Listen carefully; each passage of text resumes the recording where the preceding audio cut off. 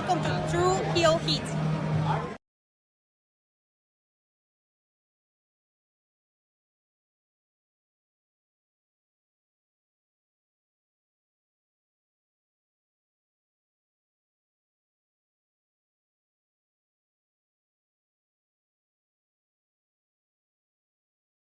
Alright, this is Dan House here, very nice, very evil. You are watching True Heel Heat. Probably should have had MJF do this, but here we are.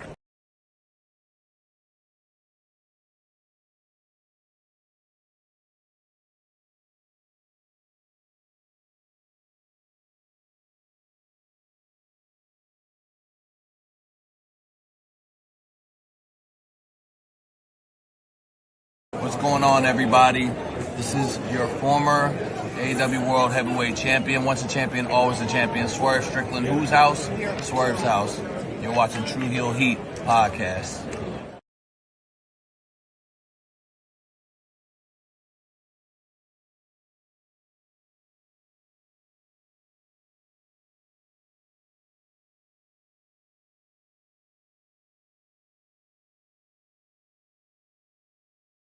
All right, hello, True Heel Heat. I'm the AEW World Champion MJF. Just in case you're deaf, dumb, blind, stupid, or since you listen to this podcast, or you're listening to True Heel Heat, and I apologize for that.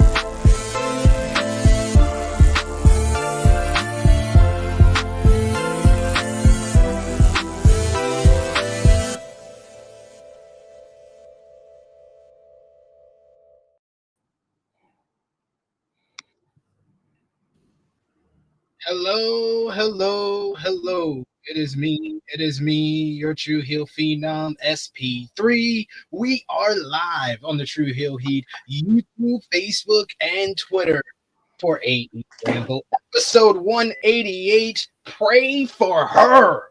Discussing the March 5th, 2025 go home show to AEW Revolution 2025 edition of AEW Dynamite as only we can. And to do that, I am joined by my esteemed colleague, the man of 57,000 subscribers. You go to him for your TV and movie reviews, as well as every Thursday here on the True Heel Heat YouTube channel for his honest criticisms of Tony Khan and All Elite Wrestling, the one and only Jimmy Macram. How are you doing? Hello, ladies and gents. I'm exhausted. Yeah. You never went to sleep? Not until, I don't know, 8 in the morning. I just can't sleep on Wednesday nights. I don't know why. It's a whole issue now. You watch Dynamite and then have to do all your work, and by the time you even try to go to sleep, it's morning time. No, not even. I was in bed at 4. I was couldn't sleep. Couldn't sleep. Something wrong. I might have developed a tolerance to these sleeping pills, which is an issue. Sounds like an addiction, not an issue. Well, we'll see how it goes. If I don't show up for work one day, you know what happened. Oh, well, there you go, folks. hit them with some dread right at the beginning of the show. But we appreciate y'all for joining us live. Appreciate y'all if you're watching us on demand. This is AEWramble, the best AEW Dynamite review in the land.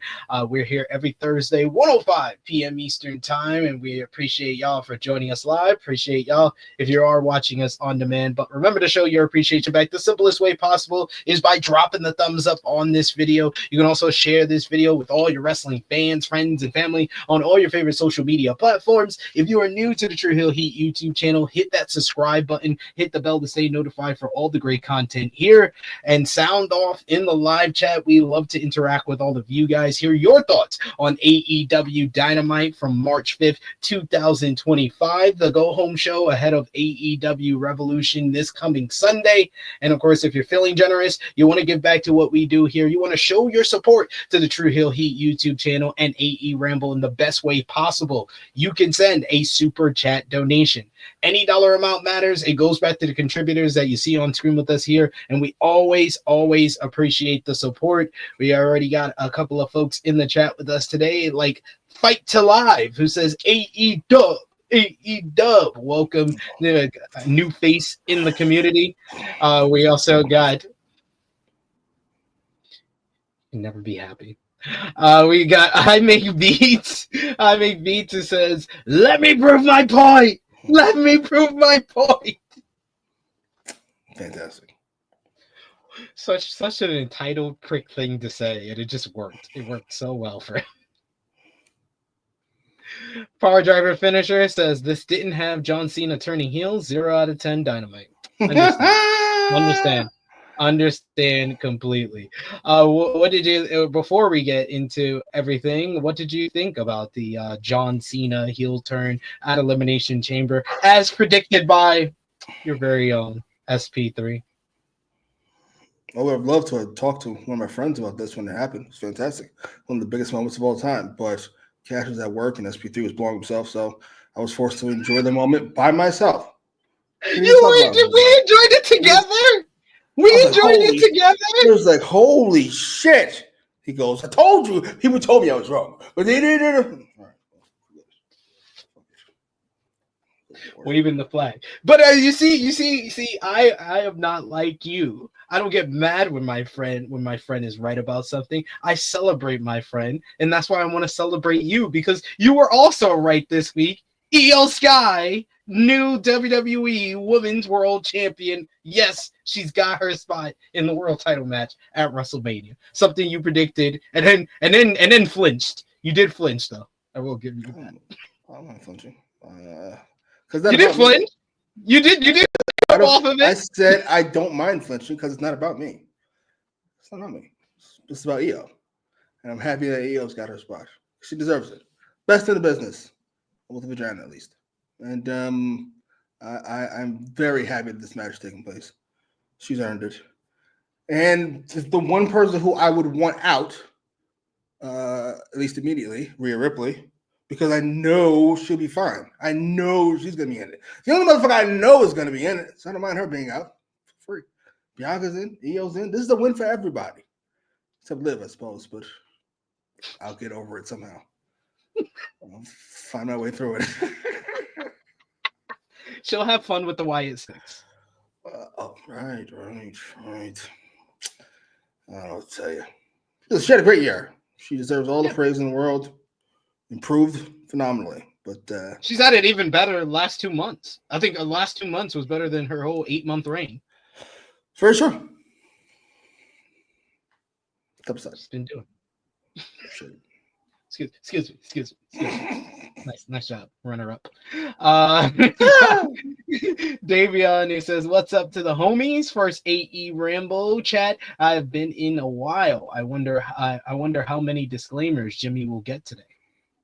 Depends on how much pushback I get against some of these views I hold about the show, about wrestling in general. We'll see how it goes. I'm gonna try to keep it clean. Hey, I'm on the up. I'm actually positive with Triple H this week. He had a good week. He had a good week. He finally woke the hell up and's been booking it like it's WrestleMania season. I'm happy. We both had said it didn't feel like WrestleMania season, but now it does. I told you guys to relax. It'll be fine. It's not gonna be Jey Uso for 12 matches. That's not gonna happen. Relax. Take it easy. I mean, he's not doing very well with that. That feels ridiculous. How is he not? You just said he has 4 good segments in a row. 5. He can't make Jey Uso. He's 5 for 5. 5 for 5. He can't make Jey into The Rock or Steve Austin. That's not gonna happen. He's Jey Uso. Ain't no booking in the world to fix this shit. It is what it is. Then why did you book him to win? Because he's impossibly over. That's so why are you booking him with Alpha Academy and A-Town Down Under? Instead of whom? CM Punk? Someone closer to upper mid card than lower. I'm listening to anybody you got. There's a pretty big gap between CM Punk and Chad Gable. Penta. He's busy. Chad Gable is fucking busy. The Judgment Day. That's closer. You were just shitting on Judgment Day a couple weeks ago. Yes, but that's closer to the mid card than the lower card that he's dealing with Alpha Academy and A-Town Down Under. Because he can't beat up fucking well, I'll give you the Judgment Day. But they're busy too. Sorry. Getting beat up by Braun Breaker. And Gunther's got he doesn't have a crew anymore. Well, he's got his Ludwig, who's doing his own thing. Sorry. He is. He's feuding with Penta, and probably Pete Dunne will team up with him. And that will be the Lucha Bros first feud. Can we not? Because I know when you want to rush to get to the fucking... Everybody wants to rush, Triple H included apparently, rush to get to the Lucha Bros together. But Penta's got something going here. Can we wait? Maybe put Rey Fenix on SmackDown, give him his own run, the Penta do his thing on Raw, then maybe at SummerSlam they can bring them together. Do we have to do this right away? I don't know. Fuck it. Basically book it like Lucha Underground, where they were separate. They never teamed up. Oh, sure. Works for me. Yeah. Eric Isaac says, "Hey, THH, it was an interesting Dynamite show to say the least, and rest in peace to musical legend Roy Ayers." Rest in peace. Rest in peace. We do have our first super chat donation. Thank you so much, Genesis J, for the support already. We appreciate y'all. So we will give you the floor so you can speak, bitch. Come on now. Oh my God, Shivani, what the hell is wrong with you? Genesis J has got to go. Great show. So thank you. I don't know if you're talking about the show you watch or our show. Either way, you probably are close to the truth. We got I Make Beats in the chat saying SP. The SP in SP3 stands for solid predictions. Seems legit. I'm pretty good at this prediction thing. Pretty good. We got Davion who says we changing the AA to the FU. Absolutely. We've been killing it on our John Cena heel turn coverage. We dropped a video of us predicting the John Cena predictions, and that got like 2,000 views. It's been a good week for us as far as the content. Thank you guys for the support. We also got I Make Beats who says heel Cena and champ EO in one weekend. Trips be generous out here. I mean, we did have the catchphrase before, Jimmy. Triple H watches the Ramble. It's very true. You're stepping his game up. I appreciate it. I don't need this every week, but it's nice to have it. I can't complain. John Cena, what? 10 years too late, but whatever. Hey, he did it at the time that people were like saying that, oh no, they're not going to do it. It's his retirement tour. The fans want to cheer him. The fans finally all want to cheer him. And now you turn him heel? That's the perfect time to do it. Yeah, did not see this coming. I wonder. Well, a lot of preparation didn't go into it clearly because Rock didn't even bother to learn how to slice somebody's throat. What the fuck? Sir, you're failing. Sir, you're doing well. You've like that. This is the part because they cut away. They cut away. My favorite part is not this. It's the. What is he even doing? What is that? It's like perfect, and then apparently we're making a smiley face at the end. Oh, whatever. It's like the Joker. It's like. And I don't care what anybody says. I've seen a lot of pushback on this. Fuck everybody. Outside of busting Cody Rhodes' eardrum, Travis Scott was a net positive to that segment. Yes, I agree. I'm with you. I said Travis Scott is this generation's Dennis Rodman. It just adds more eyeballs. It makes it cooler to people that are not in the wrestling bubble. Like I sent it to my nephew, and he's bugging out because he was growing up. You remember you used to be at like my place when we used to watch wrestling with my nephew Taj. He was a big John Cena fan. So when I sent him that, I was like, he told me like a couple of months ago. No, during his birthday week, he was like, man, I haven't watched wrestling in the longest. So I sent him the clip of John Cena turning heel. I was like, might be time for you to watch wrestling again. He was like, yes, it is. He was like, I'm going to send this to my friend. And he was like, and then he messaged me the next day. He was like, my friend, I was like, I'm here all bugging out that John Cena is finally a heel. And my friends are all intrigued by Travis Scott being there. It's so weird. It's like a fever dream, I called it. So this really makes no sense in any kind of context, but I'm here for it. Why Travis Scott needs to be here, I don't know, but it looks cool. It looks cool to me, at the very least. And I like Travis Scott. At least two of his albums. It adds to the pop culture moment that it is. You know what? That's a good way to put it. Sometimes as wrestling fans, you kind of forget how big The Rock and John Cena actually are, like in the real world. Unlike somebody else we can mention, which I won't, Mercedes. But The Rock and John Cena are actual superstars outside of wrestling. We're here at 3 in Star Wars. This guy always got to take a jab at somebody you have to take a jab at a woman to prop up a man. Woman. Oh, that's okay. We can't do that. Like Shivani now. This guy. We're Taz and what you call it. We can't call anybody bitch if they fucking do something awful. This guy over here. All in the game says Cody begged to disagree. Didn't I start with the fucking eardrum thing? Didn't I start with that? Hating ass niggas. Didn't I start with that? Good Lord. All right. Listen, he deserves whatever comes to him. I'm not sure who the fuck told him to do that shit. I assume nobody. He was high and decided he was going to take his swing at it. I mean, he was trying to lift up Cody when he was supposed to hold him down. Poor bastard. Cena had to be like, no, nigga. Dude. That part was funny. And kind of awkward. I was like, please don't ruin this. Good Lord. It added to like the chaos of it all. Sometimes the best heel turns are like clusters. Like on I did release they did drop today. Sports Illustrated dropped my 10 biggest heel turns in pro wrestling history article, and the oldest one that I have is from 1982. It's Fabulous Freebirds and the Von Erichs rivalry started, and I rewatched it before I did the article.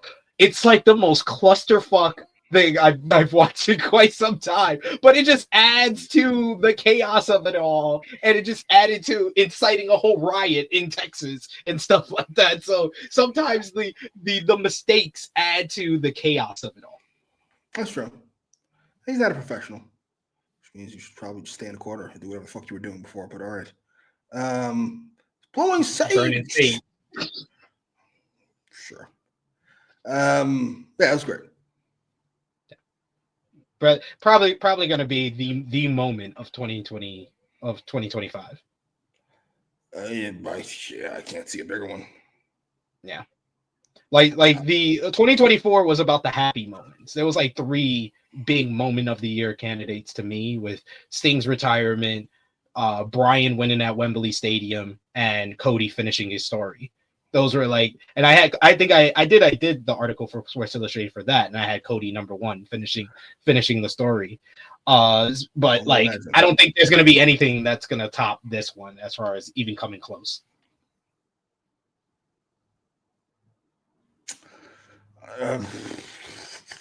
No, I can't see one. I mean, it's one of the biggest 5 stars ever in the business. Teamed up with one of the other biggest 5 stars in the business. History, by the way, not just today. It's jarring. Good Lord. Yeah. We got another super chat donation here from our boy Chillin' with Chase. Thank you so much, Chase, for the support. I'm serious. I'm not going to sit back and take this fucking shit. That's what I thought of when you guys were flipping out about Drake. I'm not going to sit back. What's he going to do about it? He's going to shut up. Chillin' with Chase says, shout out to Jimmy who called the triple threat. See, Chase is showing you love as well. Appreciate it, brother. I'm just happy. I don't need any praise. EO being in the match is my praise. Good Lord. So happy. So happy. And we can get like a more developed Rhea Ripley. I'm very happy about that. Time to come off it. Yeah, that promo saved it for me because I was upset. I was like, why are they making my girl look like an idiot? She looked dumb. She looked dumb for getting all upset that she was cheering for her. But she explained it well. She saved it. Yeah, she's emotional. You've seen this before. Now it's insecurity. I'm here for it. Yeah. Well, loneliness they call it. But insecurity is the word they're looking for. Sorry. It's this. It's this.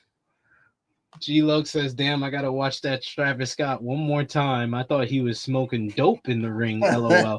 No, he was smoking dope, G-Loke, at the Raw on Netflix premiere. But here he was burning sage. Absolutely. Fucking Kyrie Irving over here. Sure, whatever you say. He had to get the bad juju away before. I wonder if that was Pat or Triple H. I'm gonna guess Pat. Pat. Yeah, off the top of his head. I thought Pat was awful on Elimination Chamber. I won't lie. I didn't hate him. I hated him. I'm pretty used to him at this point. Yeah, you can only it's not. I never hear anybody be like, no, I like Pat. I think Pat's good. It's like, oh, I can deal with it. I'm kind of numb to it. Yeah, no, he doesn't really. I won't say he doesn't add anything. He's a gigantic star, but I don't think he adds anything to the quality of the program. No, we know why he's not a very good pro wrestling commentator. He's there for the star power. He's a impossibly famous fan, and I very rarely don't need to hear a fan think about anything. Sorry, I just don't. No disrespect.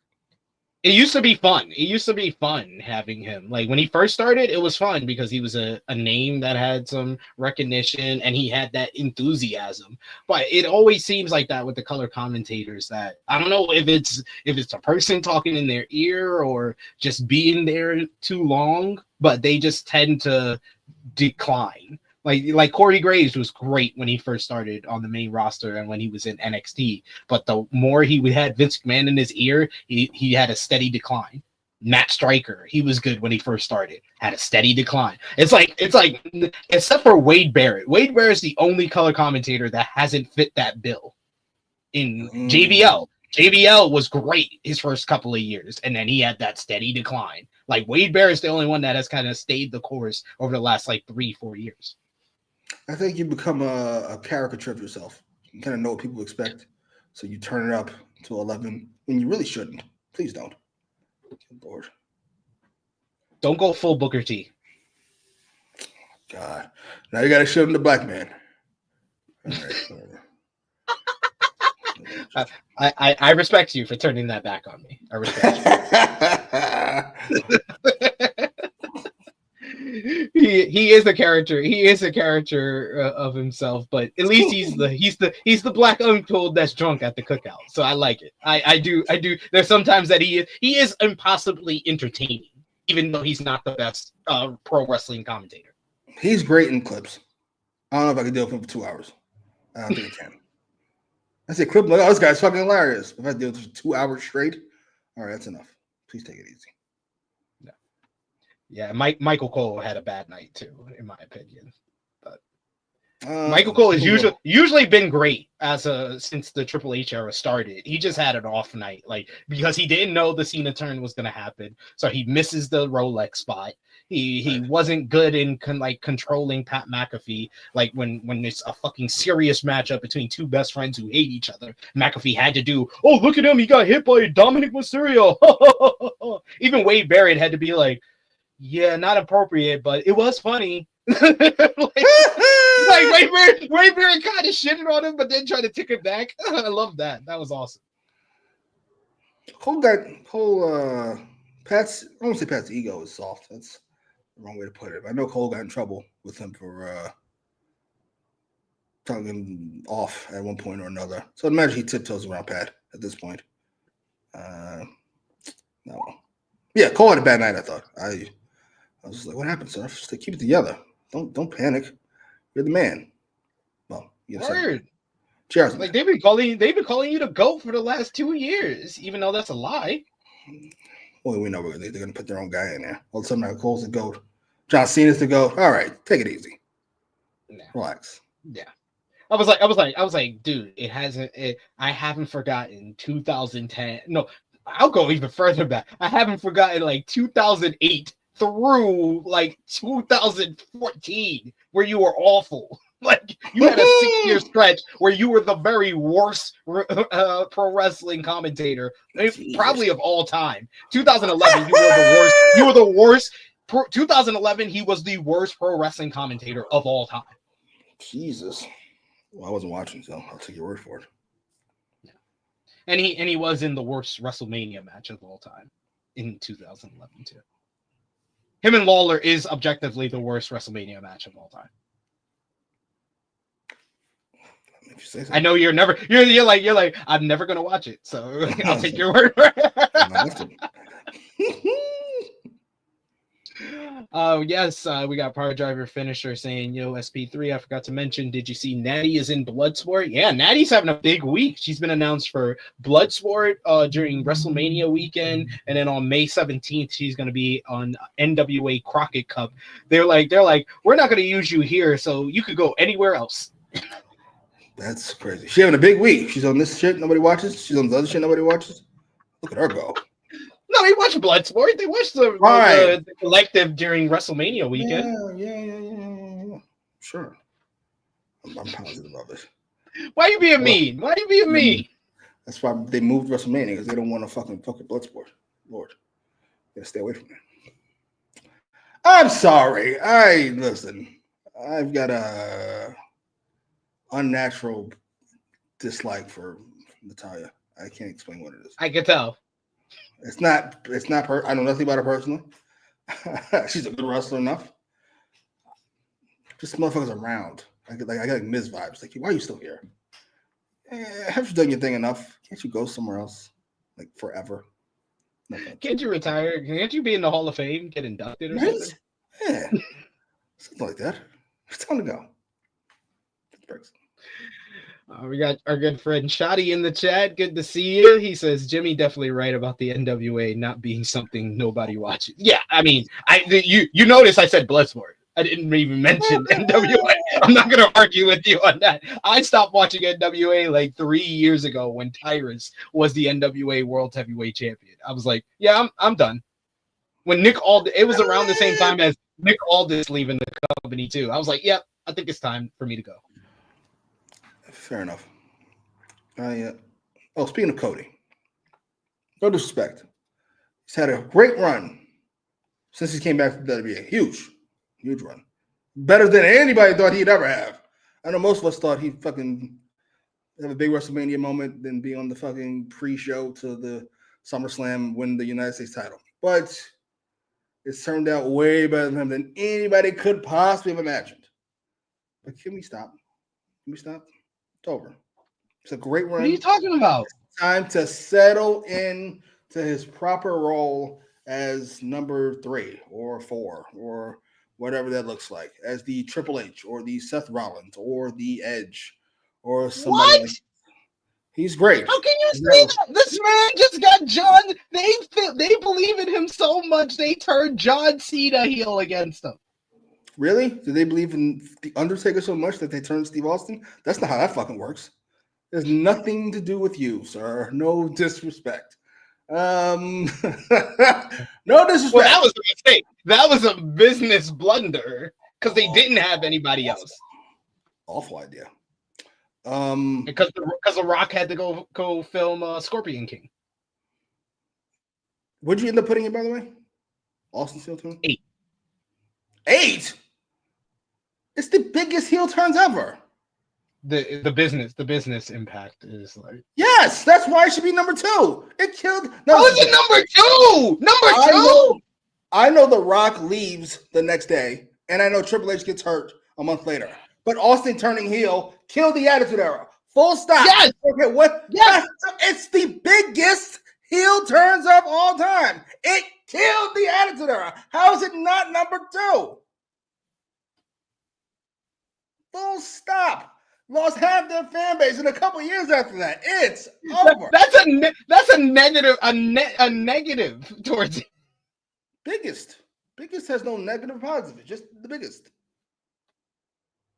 That's like biggest asses. It could be nice. It could be awful. It's the biggest. It's just biggest. There's no fucking whatever there.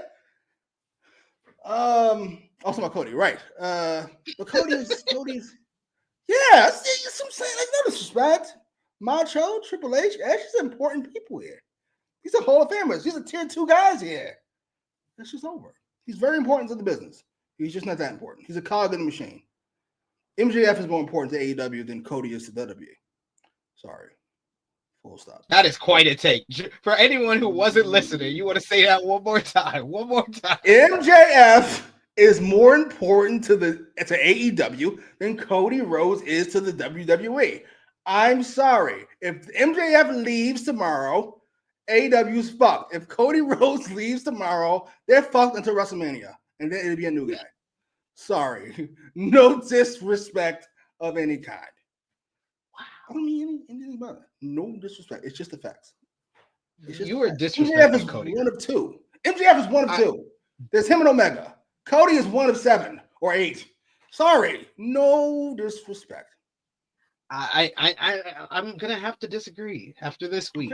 Okay. I think that this whole Cena heel turn, it feels like a vehicle to make Cody an even bigger babyface, an even bigger star in the company. Yeah. Yes, sure. You ever seen them Trading Places? Yes, I have. If not, they'll just go get somebody else and have him. It'll be Jay, and they'll have Jay do all that. I'm sorry. Oh, disrespect. That is a crazy take. That is a hot take. Oh my god. I'm gonna have to post this on my social media after we're done. This is quite possibly one of the hottest takes you've ever said on this show. Really? I don't understand yes. how. I don't understand how.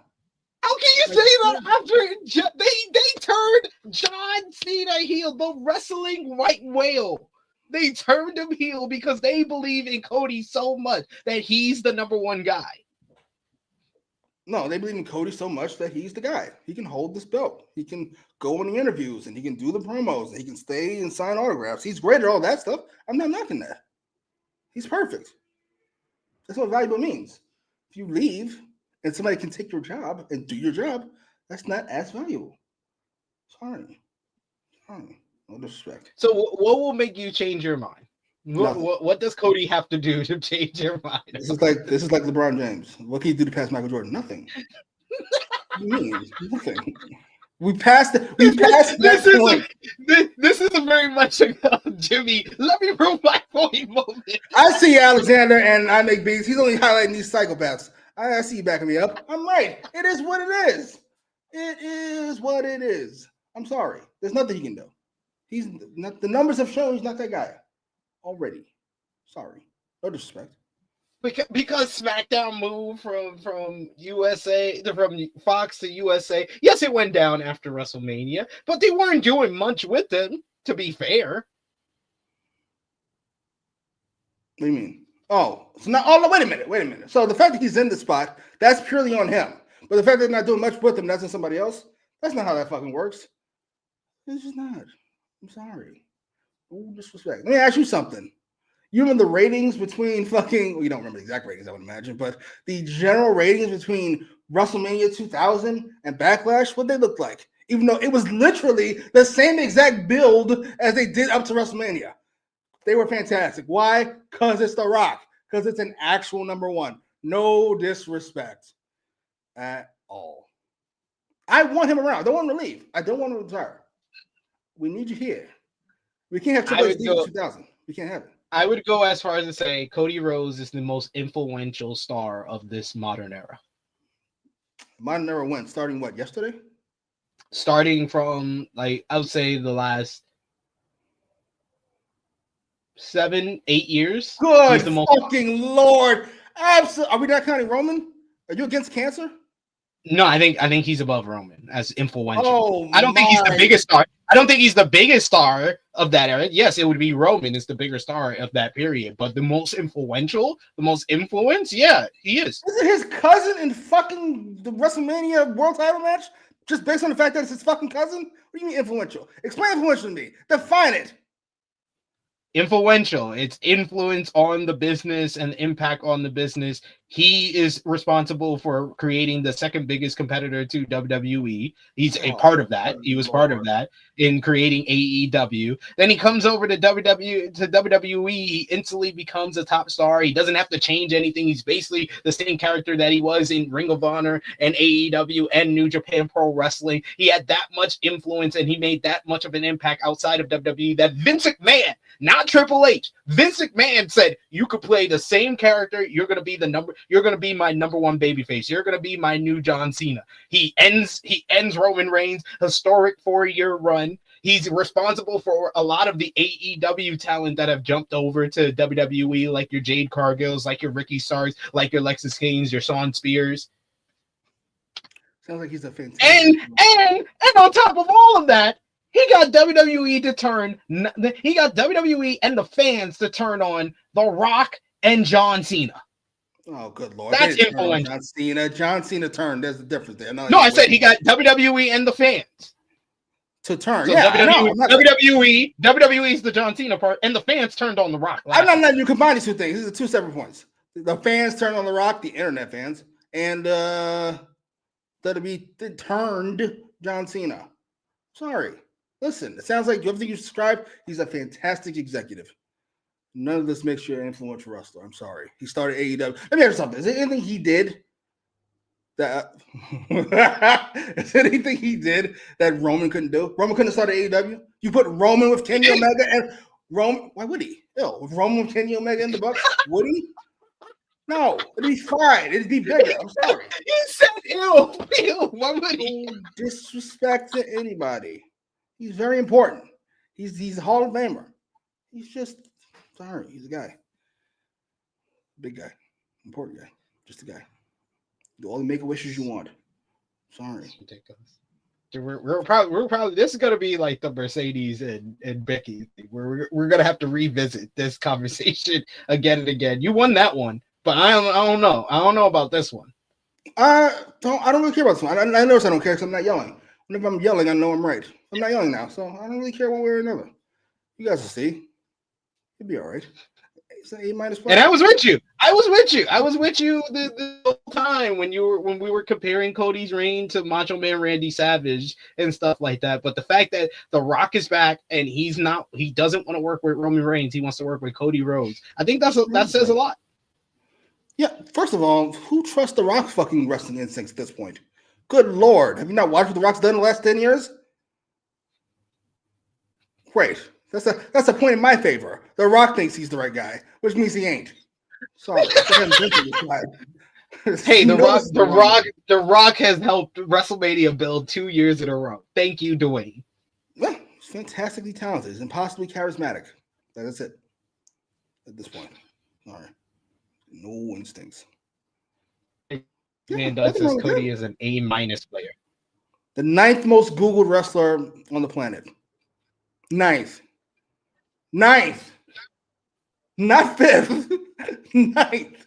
Behind Roman, behind Cena, behind Rock, behind Charlotte, behind Rhea, behind Rey Punk. Mysterio, behind Logan Paul. Come on, man. He's behind Punk too. I don't know. Is he behind Punk? I don't know. It sounded like you named 8 people there. So Number one. Quarterback number 1 is number 9. Sorry. I don't really know what to tell you. It's fine. It's fine. Nobody has to be fucking... Someone clip this and tag Cody, please. Thank you. Yes, it says Cody is the top face of the top company. I understand that. But when I say value, what I mean is, if you were to leave, what would happen to the company? If MJF leaves, you're fucked. That's all. Now your 2 draws become 1. If Cody leaves, your 7 draws become 6. You're fine. You'll be all right. No disrespect. I'm sorry. So who do you think is the bigger draw, Cody or Punk? Bigger, what kind of draw? Just overall? We kind of overall.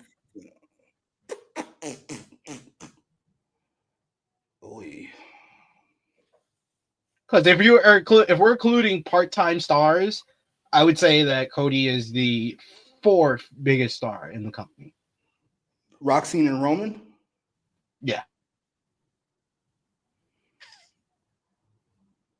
Well, it depends on what's more important to you, TV or merch.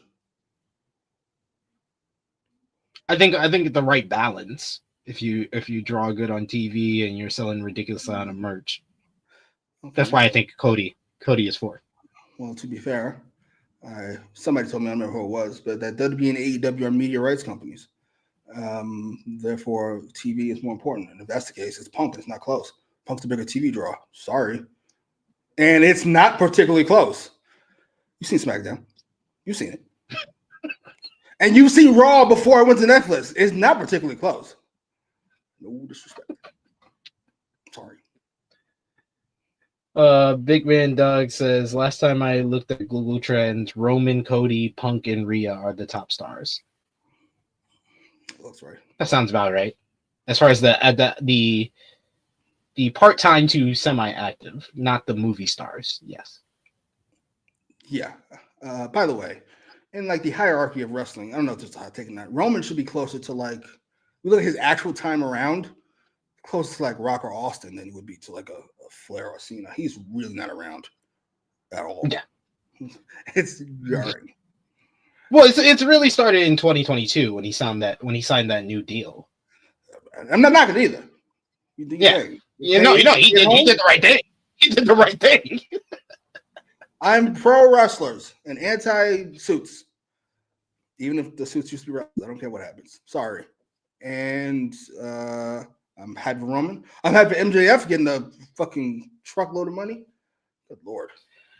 It's very ironic that Roman and Cena kind of have the same story where they had a rival that they were feuding with that were a part-time star and they complained about them becoming part-time and then literally became what they hated. Cena did that with The Rock and Roman did that with Brock. And the fact that they did that with Roman especially, it made him a bigger star. Him not showing up all the time made him a bigger star from 2022 on. Yeah. Yeah, I mean, if you ain't back by Madison Square Garden, sir, I don't know about that 11th WrestleMania main event. What's the odds of doing a tag match of some kind? I think that would be a mistake because you did that last year. You need to kind of spread the wealth. Why not give Punk his WrestleMania? I know there's some people that think it might be Cody and Punk versus like Rock and Cena, which I could see them doing that, but it feels like too much of a retread from last year. And I also don't think Rock wants to wrestle this year. I agree. Good Lord. He's made that pretty clear at this point. Yeah, I'm hoping for the triple threat. It'll be fun. Yeah, I want the Punk stuff and Roman triple threat now. Even though it's not for anything, You could just say it's for number one contender after WrestleMania. So you have something hot to follow up with after Mania. Because Mania last year felt too much like a series finale.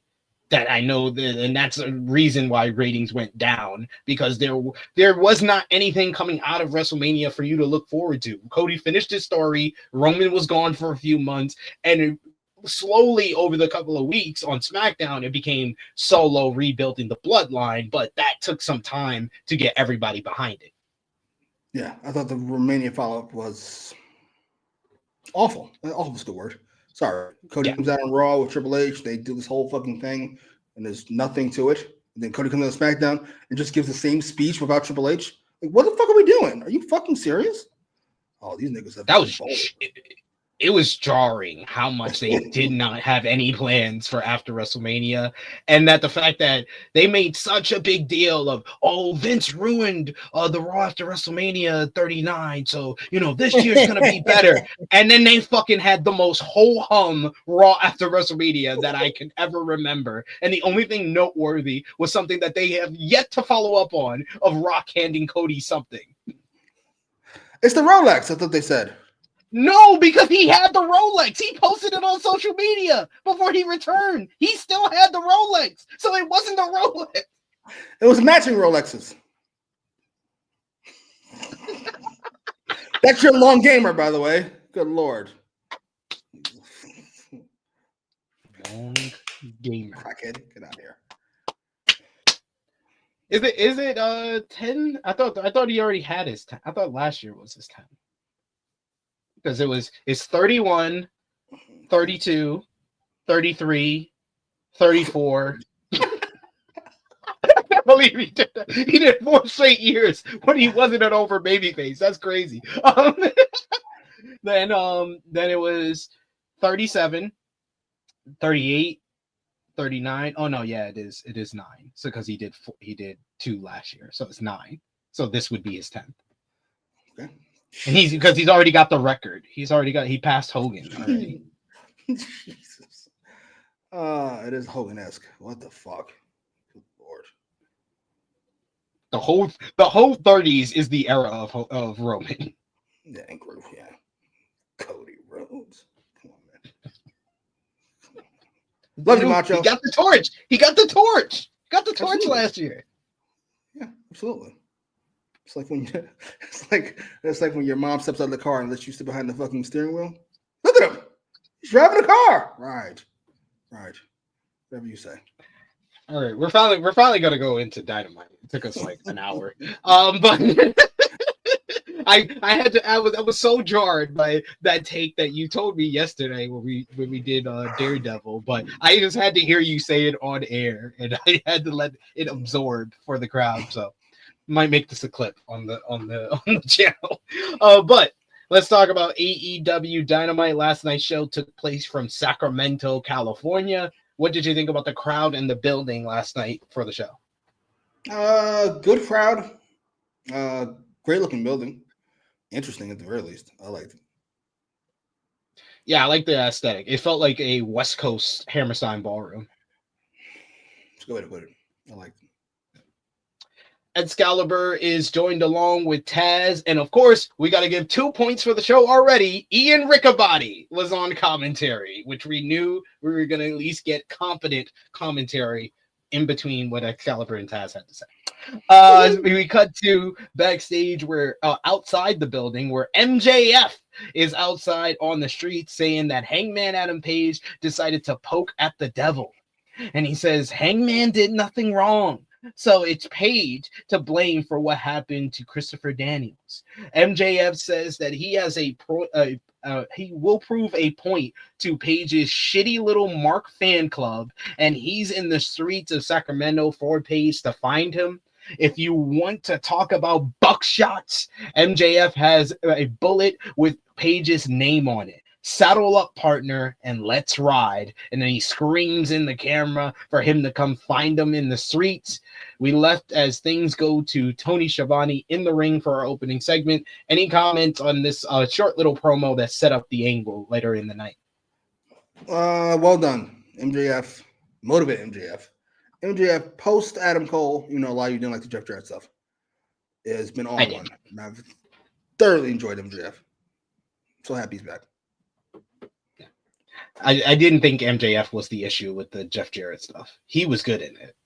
Jarrett just didn't know how to keep up with him. We do cut to the ring where Tony Schiavone is in the ring, and he's here for a contract signing for the Swerve Strickland versus Ricochet #1 contender for the AEW World Championship matchup coming up this Sunday at Revolution. Of course, Ricochet is the biggest troll in wrestling right now, so he comes out to a thunderous boos from the Sacramento crowd, and he has an Eagles hat once again. Ricochet wasn't wearing the embassy robe, but he told them to not to worry, that his robe is in good hands. Some modifications are being done on the robe ahead of Sunday. Nana had to be held back by Swerve after hearing this. Not happy with that. He says, "Hold back your grandpa." Get your grandpa. Ricochet says that these signings usually don't go so well for Strickland, as he should feel better knowing that Ricochet is there, so his house won't be burnt down this time. Swerve is lucky that Ricochet is giving him a rematch, since it was Swerve who stuck his nose into his business. It was Strickland who tried to bully him, but even in the face of it all, Ricochet still beat him. Swerve repeatedly told Ricochet to just sign the contract, but Ricochet just kept trying to get under his skin. He says there's more delays. Ricochet says that he's one step closer to achieving his goal of winning the AEW World Championship. So he's not even focused on Swerve. He's focused on Jon Moxley and Cope. He's where he wants to be, a step away from becoming the world champion before he finally signs the contract. Swerve finally snaps, and he calls Ricochet a self-righteous little prick. He'll expose him for the coward that he is on Sunday. Ricochet stole the embassy robe, stabbed Strickland in the face, but the biggest mistake is Ricochet left him breathing. Ricochet has awoken the most dangerous man in AEW, and he will put Ricochet into the ground. The only thing Ricochet will be remembered for is Swerve briefly reviving his career and his ring announcing wife. And that got holy shit chants from the crowd. Nana is laughing uproariously at that as Swerve finally signs the contract. Holy shit chants from the crowd as Strickland basically puts his ear to Ricochet, seeing if he had any comeback, if he had anything to say, but he didn't. But this pissed off Ricochet enough that he pulled out the gold scissors. He goes to stab Swerve when he tries to leave the ring, but Swerve is ready. He holds back the gold scissors. He grabs his arm, and then he pulls out his own pair of scissors, and he jabs Ricochet right in the head with them. And Nana is laughing at that, as well as Ricochet comes up bleeding, and Ricochet sells this hilariously. He starts like looking at his head, just shocked that he's bleeding his own blood. I thought that this segment was a fun way to continue things, and it would have been a good way to kind of go home with this whole rivalry heading into Revolution. But I am glad that they were going to be in the main event where we would see further follow-up, because if it ended here, I would say that, yeah, for sure, Ricochet is going to win on Sunday. But the fact that they would do something else later in the show kind of evens the scales a bit there. But what did you think about this opening segment? I thought Ricochet was great. Swerve kind of stumbled on his words a bit, so I thought that Ricochet won the promo battle in between them. But I liked this segment overall. Glad you said it. Yeah, Swerve was rough here. I ain't gonna hold you. I don't know why. Maybe it's off night. It happens. But yeah, Ricochet was really good. At least the talking point. I like the dynamic of Swerve wanting him to get to it, and Ricochet basking in the attention because he is gross. The scissors, I can do without. I can do without sharp weapons and people reacting to sharp weapons in ways that you don't react to a sharp weapon at all. Like getting stabbed with scissors doesn't knock you down backwards. It's not how that works. You're getting stabbed. You're not getting hit with a shotgun. But hey, It is what it is. It's a fun little thing that I'm glad is bookmarked later on in the night. That's all I asked for. My main complaints about the last 2 weeks is that I've got a little too much democracy here.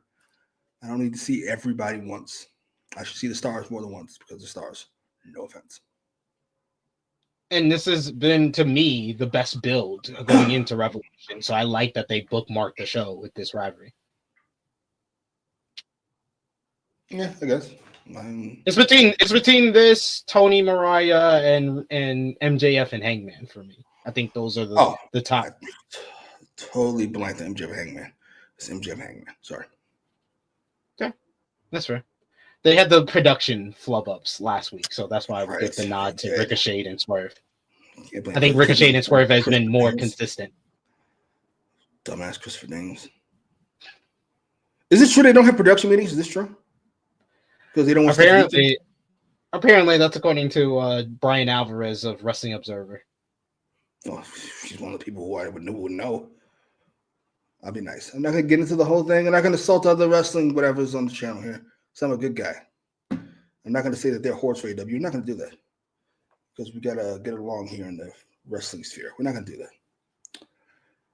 I'll just say they should know. We got Amig B says Samantha interference Sunday. I could see Samantha coming out with the robe and ring announcing him to the ring on Sunday. Knowing Samantha, I can see her coming out in just the robe. I would not complain. It could be amazing. He's like 5-star match. 5-star. Here's hoping. Davion says going to the smaller venues has definitely helped AEW's presentation. 1000%. If only 2 people have been saying this for 2 years, who knows what could happen? You know. And Tony, we know you watch Tony, so we don't understand why it took you so long to listen to us.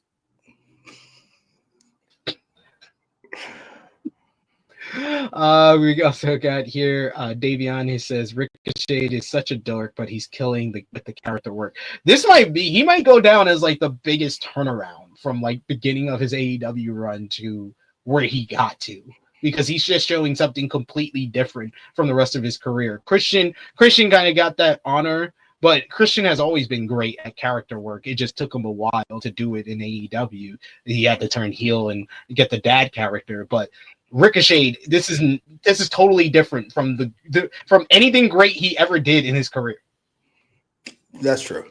It seems there's some kind of an award, most improved player or something, because this is shocking. I can't believe this. I honestly cannot. Good on him though. It's working out. Absolutely. We got another super chat donation. Thank you so much. Chuck Berry's in the chat. Thank you, good brother. We appreciate the support. So show us some he love wants here. me to work with pricks constantly. That's what it is. Nevertheless, Ever since we pointed out the angry punk face, I cannot look at it. Angry eats muffins. Jesus. How are you? Chuck Berry says, would anyone have thought months ago that Ricochet would win a promo battle over Swerve Strickland? Especially Swerve Strickland in a contract signing, because he usually does his best work in the go-home segments to his feuds, whether it's like Joe and him in the contract signing, whether it was him and Hangman, the whole burning of the house thing and stuff like that. He's usually really good in these segments, but yeah, something felt off here. But Ricochet picked up the slack. Very true. I'm trying to think of another example of this. I cannot. Of somebody who was not known for talking at all. In fact, you would say it's a net negative. Who has become really good, borderline great. Well, we got the inverse of that with Mercedes. But we're not gonna bring that up because we've been through this road several times before. I can't think of the positive version of that. No. The inverse of, and then the bell rings. And then the bell rings again. Her and Charlotte. I said her and Charlotte both. I talked about that on this channel. Like her and Charlotte both. They are, and then the bell rings, and then it gets great. But then the other bell rings, and it's up or down. I Mercedes is more up and down. Charlotte's just not been good at all. Charlotte doesn't have her mic work has been awful. Like her on commentary on last week's SmackDown. Oh my god, why are you even here? God damn. Charlotte is. Well, she lacks a character. Number one, that's you saw there. I don't mean like she's a bad character. I mean she doesn't have one. Her character was she's the queen. It's not a character. That's a title. And she's not very charismatic, which is jarring considering who her father is. One of the most charismatic people to walk the planet. That's so weird. She needs something. I don't know what it is. I think like really good writing. I think I missed what you call it. Did we miss a chat? Yeah. I'm about to get to it now. We got another super chat donation here from our boy LaRon Ford. You were asking for him last week. He showed up this week. Thank you so much, LaRon Ford, for the. Fuck you. Bye. LaRon says, "Hey SP3, hey Jimmy. Can't stay long, but just wanted to pop in and say that SP3 was the first to point out the Cena heel turn, and I hope you guys have a good show." Thank you so much, LaRon. We always appreciate the support, good brother. Bring this up. This is what I get for trying to look out for the people. I point out that we're missing one, and of course, it's this nigga with this nonsense. Thank you. I hope you have a good show. I mean, we're all gonna have a good show. I hope you have a good day at work. You have your Mercedes poster up, and you fucking jerk off and pretend reality doesn't exist. I understand. He got a framed photo at his desk at work. We got to see what Becky would have done to AEW. Otherwise, we don't really know. They were together for fucking 10 years. We know. We know. We know. Sorry.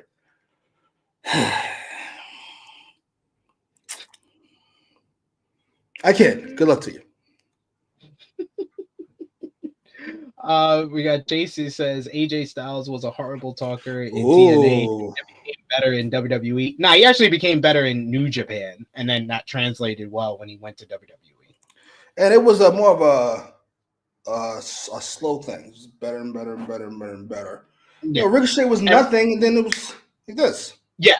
And AJ, despite getting better, he never became like one of the best like characters or talkers. It's always been his in-ring work that has carried him the rest of the way. Like he's been better, but not like Ricochet, where Ricochet went from guy that's never been known for talking, probably always viewed like Jimmy said as a net negative in the talking department, and now he's one of the best on AEW television. Yeah, shocking. Speaking of AJ Styles, what's he doing for Mania, you think? Is it Logan? I think he's involved in the multi-man ladder match for the Intercontinental title. I think him and Logan are going to be in that. Oh, my God. You think it's going to happen? Yeah. Fine. I mean, I can see him and Logan, but that's just setting up for Logan to finally get a singles victory at WrestleMania. That's the only reason you and Logan. They're paying him an egregious amount of fucking money. Sure. He should start winning some of these fucking things. Do you think? Sure. I don't know. We'll see. But I would feel like why did you do all that stuff with him and Braun then? AJ and Braun. I mean, you're probably right. It's probably him and Braun and Finn and who else? Logan and Penta and Ludwig Kaiser. Yeah. And then Sheamus. You throw Sheamus in there. It's another one on my Natalia list. Oh, Sheamus is a great wrestler, we can say. Sheamus is great. Yeah. Yes. He always delivers. Delivers. He's the best out of the list that you named with Natalia and Miz. Certainly. Jillian Chase says Mercedes like a yo-yo. I love her backstage stuff, but in front of a crowd, her promos are either really bad or good. That's a lot of good you got there for somebody who's really bad. I don't like her backstage stuff. I certainly don't like her crowd stuff. I think she's she's more up and down than Charlotte. I'll just give her that in comparison. If you compare the two, Try to give them like a good number. I would say Mercedes is anywhere from like a 2 to like a 5. I would say Charlotte is a consistent 3.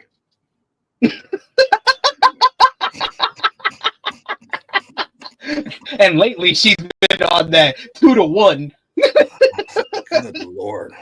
You have nothing to say? Nothing important to say. All right. Nothing at all. It's ridiculous.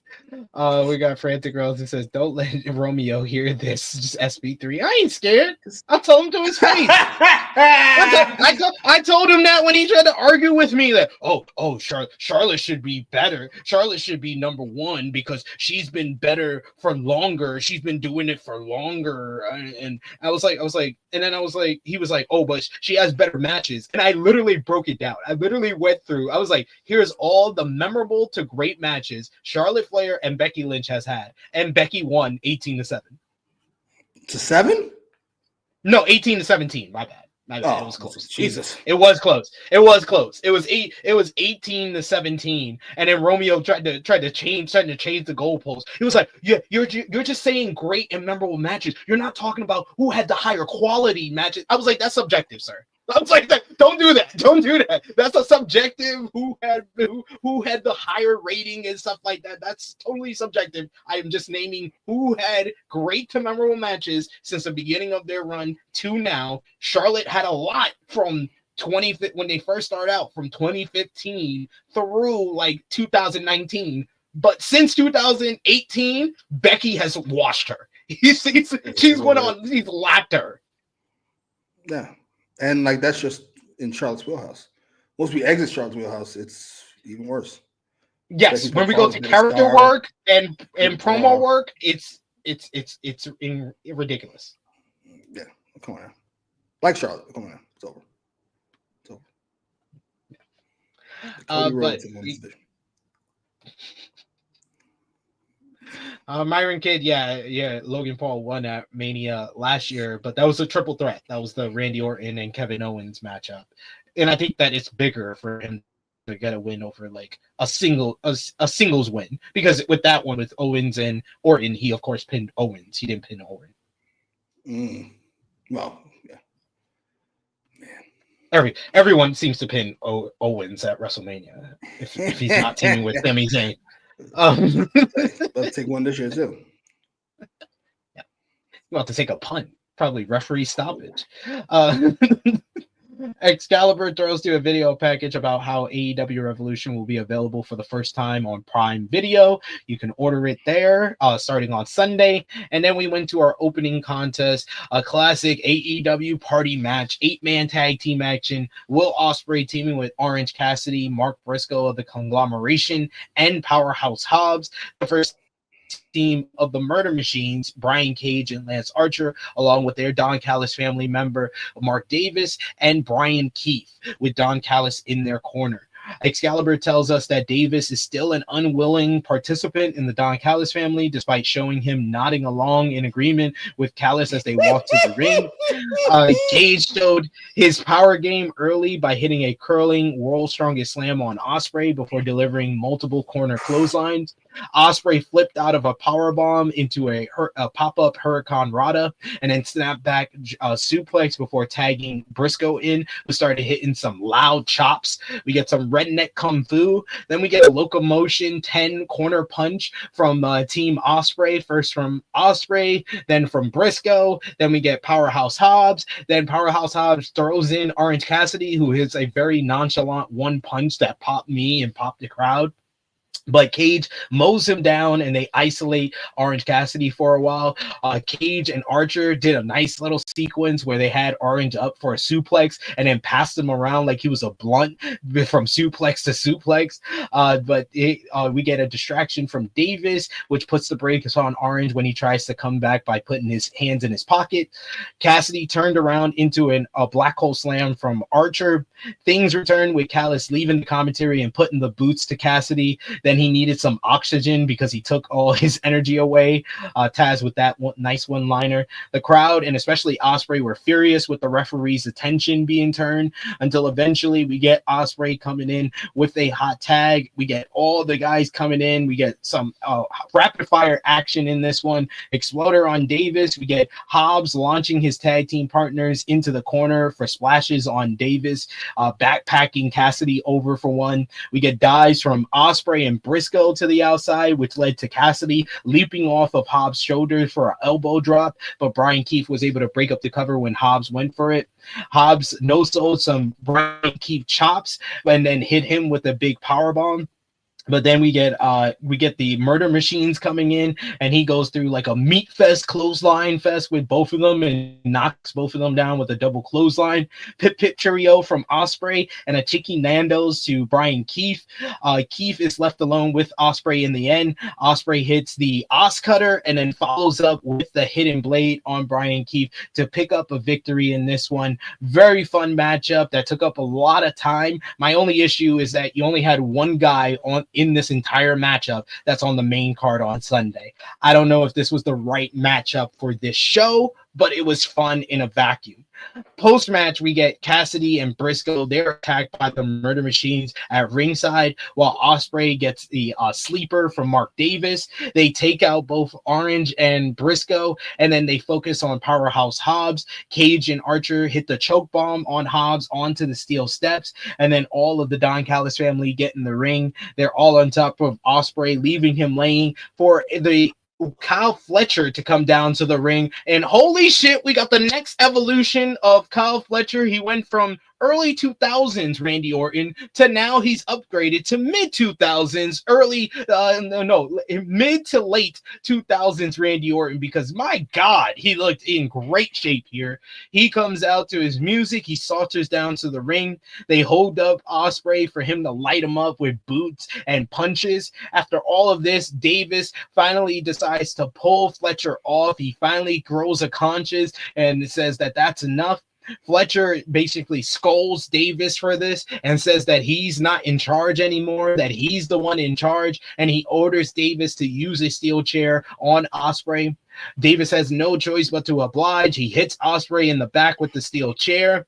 Then he leaves the ring, not wanting to be a part of this. It leaves Ospreay all alone for Fletcher to set up the chair. He opens it up and then delivers a nasty looking brainbuster onto the steel chair.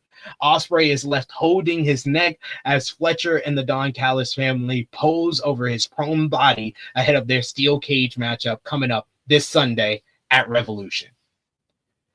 Like I said, the match itself in the vacuum was fun, but I thought that it wasn't the right placement on this go-home show, or you had to add more people that's going to be a part of the actual main card. But the post-match I thought was very good and a strong go-home segment for the steel cage match. What did you think? The match was fine. It's a waste of my fucking time, but it was fine. Ospreay and 7 not pay-per-view guys on the fucking... what are we doing? I don't understand the logic behind this. Unless it just ended, I don't know, 5 minutes before it did, with Ospreay on some type of outrageous flurry. But it did not happen. The post-match was good in a vacuum, even though outside of a vacuum, it doesn't make a whole lot of sense. We still don't have... I'm going to say we don't have information on this Mark Davis turn. We have too much information. We know what Mark Davis thinks. We know what they say. They say he thinks. We know how he ended up in this spot, which was, what was it again? When he was in the hospital, what happened? When he was in the hospital injured, Fletcher, he gave Fletcher a power of attorney. So he not only signed himself to the Don Callis family, he signed Davis as well. It's not how power of attorney works. Okay. So yeah, there's that, and then we get this whole angle with Mark Davis, who last I checked is not on the Revolution card, is he? No, unless he's going to turn a Revolution, which I think is a terrible idea. I think he's gonna have some. I guess he might have some type of involvement in the steel cage matchup. Oh, Lord, listen, I appreciate the layered attempt at storytelling. It's just poorly done. Sorry, Fletcher's like $1,000 though. I'm not kind of all the way around, but yeah, I wouldn't mind putting the fucking European title on. I'm not mad at that. We'll give him a shot. Let him run with the belt. Can't do any worse than fucking Jungle Boy did. Good Lord. Fair.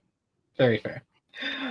We got this match was fun to watch for Frantic World. Big Man Dog says, I thought he already turned heel, to be honest. King Potato says, remember when commentary spent 5 to 10 minutes to explain how Davis turned heel off screen? What is this? What the fuck?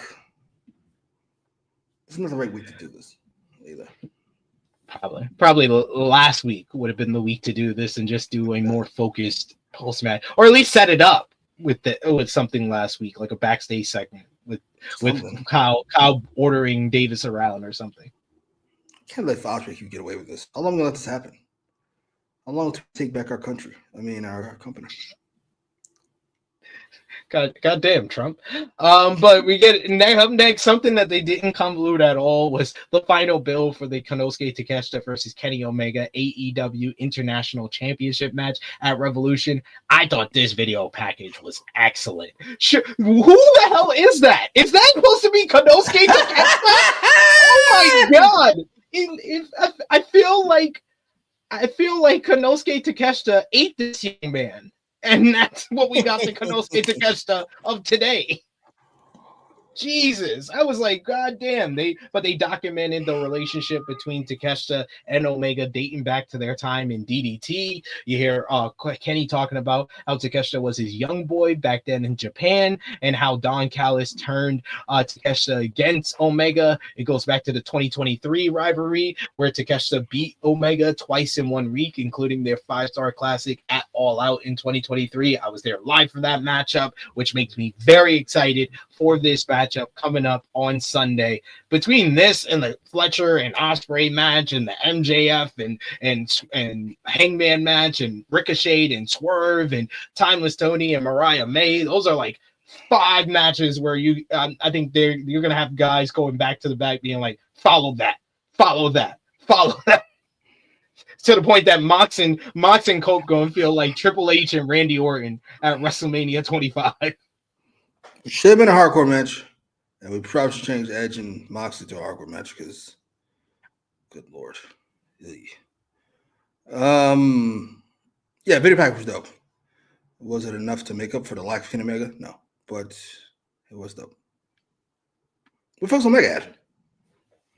He was on Collision this past week. That's where we got the promo that he cut during the video package. What the fuck is going? Can we let this thing fucking die? Why do we? Wait, he was on Collision? The Collision that went up against the Chamber? What the fuck are we doing? Hey, he's a draw, so they had to try to do something to get people to watch that show. Yeah, well, it didn't work. You saw the number. No, but they're trying. They're trying. TBS supposed to be up their ass about this shit. Because why are you continuing to fund resources into this fucking thing that's clearly dying the death Rampage did? So annoying. Sounds about right. Next up, that was like pretty much the first hour of the show, because next up we had the top of the hour matchup. Cope, the rated R superstar, going one-on-one with Wheeler Yuta. Wheeler Yuta does a great, probably his best entrance of his entire career. This man looked like a hobo coming from the street, right? Coming into the business. Doesn't even look cool. What is this? This bum just wandering into the building. He's like, put on a shirt, sir. Put on a shirt. It's fucking horrible. Jesus. He comes in, they did a nice little one-shot entrance with him, and then we finally see his face. He fucking has the bangs all throughout his eyes, looking like mid-90s fucking Raven at this point. He comes in. Cope gets a big ovation from the crowd. Pretty cool shot with that entrance from Yuta aside. They talk about how Cope has taken out Pac, Claudio Castagnoli, and Marina Shafir with the help of Willow Nightingale in recent weeks. Cope started off this matchup very much taking Wheeler Yuta off his game because we get clean lockup breakups. We get leg sweeps. Cope is trying to use his technical ability against the technical wrestler Wheeler Yuta in this one. Yuta returns the favor, but he goes after the leg of Cope. Dragon screw leg whip. We get a misdirect lariat from Cope as Yuta tried to pick up the pace a bit, but both men traded arm drags until Yuta kipped up and played to the crowd. Yuta had the upper hand as we came back from a commercial break, keeping Cope grounded. He hits him with a high angle slam. Wasting no time, Cope cut Yuta off in the corner ropes with clubbering blows. Yuta fought off and hits a nice little superplex, and then he followed up with a diving splash for a 2 count. Cattle mutilation attempt, but Cope slipped right out and got the grindhouse crossface. Yuta spun into a pin for a 2 count as both men were up. Cope hits a nice little impaler. Cope wants the spear, but he runs into a Psycho knee with Yuta getting a close near fall. He then finally applies the cattle mutilation, but Cope is able to power out of it and hits a glam slam, his wife, Beth Phoenix finisher, for a double down.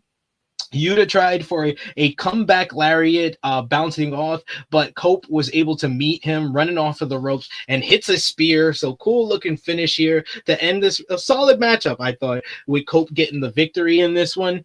Then post-match, Cope plays further mind games with Wheeler Yuta as he gets on the mic. He doesn't grab a chair or anything. He gets in Yuta's face. He waits till he gets to his feet, and then he shakes Yuta's hand and tells him, "This is what respect feels like." He drops the mic and leaves the ring. Yuta is left to ponder what exactly he was just told. Then we get AEW World Champion Jon Moxley marching from the crowd, screaming and yelling at Yuta. He starts paintbrushing Yuta, pushing him in the face repeatedly. The crowd chants for Yuta. After Yuta getting the most heat of the Death Riders, now they're actually cheering for Yuta to actually fight back against Moxley, who shoves him in the face some more until the point that Yuta shoves Moxley back in the face and then walks off on his own with Moxley barking at him. He's like, "I'm leaving, Dad. I'm not going to clean my room." And then Moxley's like, "You keep walking. You keep walking." They head through the back as Moxley said, "Congratulations, Cope. You did it. He'll be all alone at Revolution." If Cope thinks that he can pick him off that easily, he wins. Cope got to him. He brought out the worst in Moxley. Cope got what he wanted, but he'll do nothing to Moxley on Sunday. As Moxley said, this business isn't about respect. He's the only one who gets that type of respect.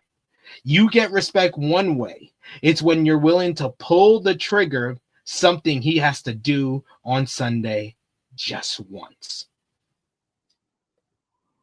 This was another rambling promo from Moxley. His delivery is always good, so I can understand if some people were like, "Oh, this is a good promo," but I've seen great Moxley promos. This was not one of them. This was good delivery for another rambling promo from Moxley. As far as the matchup, like I said, I thought the match was solid. I like Cope kind of going a different direction with Yuta because I think it would have been too easy for him to take out Yuta as the last person, and I think it would have took some of the impact away from how he took out Claudio and Marina last week. But I don't believe that Yuta's not going to have Moxley's back on Sunday at all. I hope not. All right, let's start one at a time. Match was too long. What was it, 11 minutes? Something like this? Obviously, it's too long for Edge and Wheeler Yuta. Edge, I keep forgetting how gigantic Edge is. He's standing next to Yuta, and I remember right away. Good Lord. And this Yuta push we've been trying for, how long have we been trying this now? When did he join the BCC? In the second best angle they've ever done, by the way. Go ahead. 2022. Good Lord. So 3 years. Was it early 22? Yeah. 3 years. Good Lord. We're still doing this. We got to let this go at some point. I got to give Romeo credit. He was on the bandwagon right away. I'm with you now. 3 years later, we got to let this fucking thing go. This Yuta thing ain't working out. You see how the work Kyle Fletcher put in? Yuta needs to take whatever he's taking. He needs to go to the Jordan Gray School of becoming a star because Good Lord. I cannot take you and Edge seriously next to each other. I just cannot. And then, God forbid, he does have Mox's back, because to fucking be getting over as a babyface with this character work he was doing, and then turning on Dragon and becoming a heel, and then getting over as a heel, and then turning around and turning babyface, this means you're just doing whatever you plan on doing instead of actually listening. I don't understand. I am having a stroke. This is another thing that, much like the Mark Davis thing, Yuta's not the star attraction in this fucking match. I thought it was Moxley and Edge. Instead of doing this whole thing about fucking Yuta. Good Lord. Oh, whatever. Sure. It's a fine follow-up to last week. I don't think it's particularly a strong go-home angle. And Moxley's promo, I don't know what he's talking about. I heard respect. I heard something about pulling the trigger. Then no respect. I don't know what he's... It's just words. Just words jumbled up together. Yeah, respect. Then there's never been respect. Then that is how you get the respect that doesn't exist. The fuck are you talking about, sir? Kindly explain to me like I'm an idiot, because I'm totally confused at this point. Good Lord. I like the idea. It just sucks. Mox's part is total ass. I don't know why we're not abandoning this. It's fun. Moxley's promos have turned into mid 2010s Bray Wyatt for the Wyatt family. After Wyatt lost to Cena at WrestleMania 30, all those promos that kind of just melt together and stuff like that. Yeah. Yeah, brother. What? Do you know what I'm saying? And all that, and the trees in the forest, brother. And I got the whole world in my hands. I got the whole world. All right, sure. What's the odds on all of the Death Riders coming back and beating the shit out of Edge at Revolution? I thought that was a possibility. Now I think we're gonna get a new member of the Death Riders. Just please, Lord, don't let it be Jack Perry. I need it to be Josh. I need it to be Josh. Let it be Josh Alexander. Let it be Josh Alexander, and they could do like twin magic. Me and Bill came up with that. They do twin magic because they're both bald bearded men. So just have Josh Alexander dressed like Moxley, and Cope goes to try to pin him, and they just do the finish from Eric Angle versus Brock Lesnar from 2003. Put a bullet in this fucking thing. Why are we trying to save this angle that does nothing? It wastes Moxley. Fucking, you don't get any cool pack matches anymore. The ratings are dropping every time they're on screen and in general. Put a bullet in this fucking thing. What the fuck? Who's it helping? I'm so confused. It's not helping anybody. But they're waiting on someone who has a 40% chance of dying. So they're going to... I don't understand. We need Darby for this? Do we? Do we, though? I don't think so. Love Darby. We don't need him for this.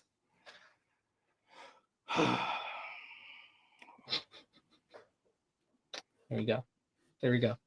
But we get a hilariously cool, I thought it was a hilarious song choice. You Are Not Alone for the Outrunners training video ahead of their AEW Revolution match for the AEW World Tag Team titles against the Hurt Syndicate.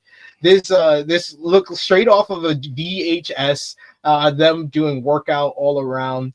This was a fine way to kind of give it just one segment, less than 60 seconds of promo time to hype up the matchup. But this matchup at Revolution needs to be probably shorter than that. Agreed. That was a great little thing here, but I don't understand what the point of this was. I love me a good swerve. You were hinting at the Murder Machines match, and then you gave us this match instead. I'm here for the swerve. Now swerve me again. 3 minutes, in and out. Let's go home. Please and thank you. We got I Make Beats who says this video package was gold. We also got Big Man Dog says this was beastly. Love it. I I love how much I love the Outrunners. They fit their gimmick. They commit to their gimmick, so I can respect it. I can at least respect it, and they're over with the crowd. So I expect the match to probably go like 5-6 minutes. That's fine. I think it's fine. Have the Hurt Syndicate destroy them for the first 3 to 4 minutes. They get 1 minute hope spots, and then the Hurt Syndicate destroys them again. How about this? Ready? We're gonna bury the fucking Outrunners. We go 5 minutes, but Lashley never tags into the match. Shelton just wins on his own. He wins on his own. Ta-da.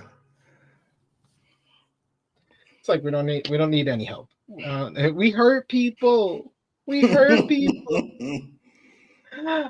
MJF is still outside waiting for Hangman Adam Page on the streets of Sacramento when Renee Paquette asks what the end game of all of this is. MJF says that he knew Hangman Page would never show. He's a gutless coward. He's going to show Page that he's not the main character of AEW on Sunday. MJF is. Page then drives in hot, tries to run down Max.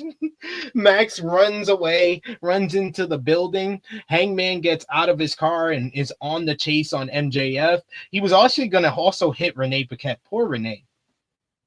Page thought that he got his hands on MJF in the backstage area, but his back was turned as Page brought him to the entranceway, only to find out that it was someone that was dressed as MJF, and he's screaming, "He made me do it! He made me do it!" The real MJF ran out and attacks Page from behind. He tries for a heat seeker in the rope, but Page avoided it. He looks for the buckshot lariat, but MJF punts him right between the balls and then hits the heat seeker. We get right between the legs and hits him with the heat seeker before ripping his dress shirt off to reveal a shirt that read, "MJF did nothing wrong." I'm sorry. I always love when wrestlers wear these ridiculously fonted t-shirts with their trying to get across a storyline. These are always funny to me. Security tries to put a stop to MJF's attack, but MJF takes all of them out. He then pulls out the Dynamite diamond ring. He goes for a punch, but Page shot a double leg, and he scrambled to his feet before MJF hits him right in the head with the Dynamite diamond ring. At this point, Hangman is knocked out as MJF poses with the ring. He then goes outside and grabs a microphone, and he says that you marks all love when their precious Hangman burns things. Let's see how they feel when I do it. MJF then gets a can of lighter fluid from under the ring. He picks it out. It's like he basically puts as much as someone that's trying to make a barbecue. That wasn't enough to set him on fire, but he just puts a little bit out on Hangman Adam Page before he pulls out a lighter. But before he can finish committing murder to Hangman Page and trying to set him ablaze, finally referees and a ton of over a dozen security jump into the ring. They get on top of MJF, who is just screaming like a madman. Let me prove my point. Let me prove my point. I said this to you in our chat. I was like, this was the right and perfect kind of entitled prick. This man is saying, let me prove my point. And his point is he wants to murder him.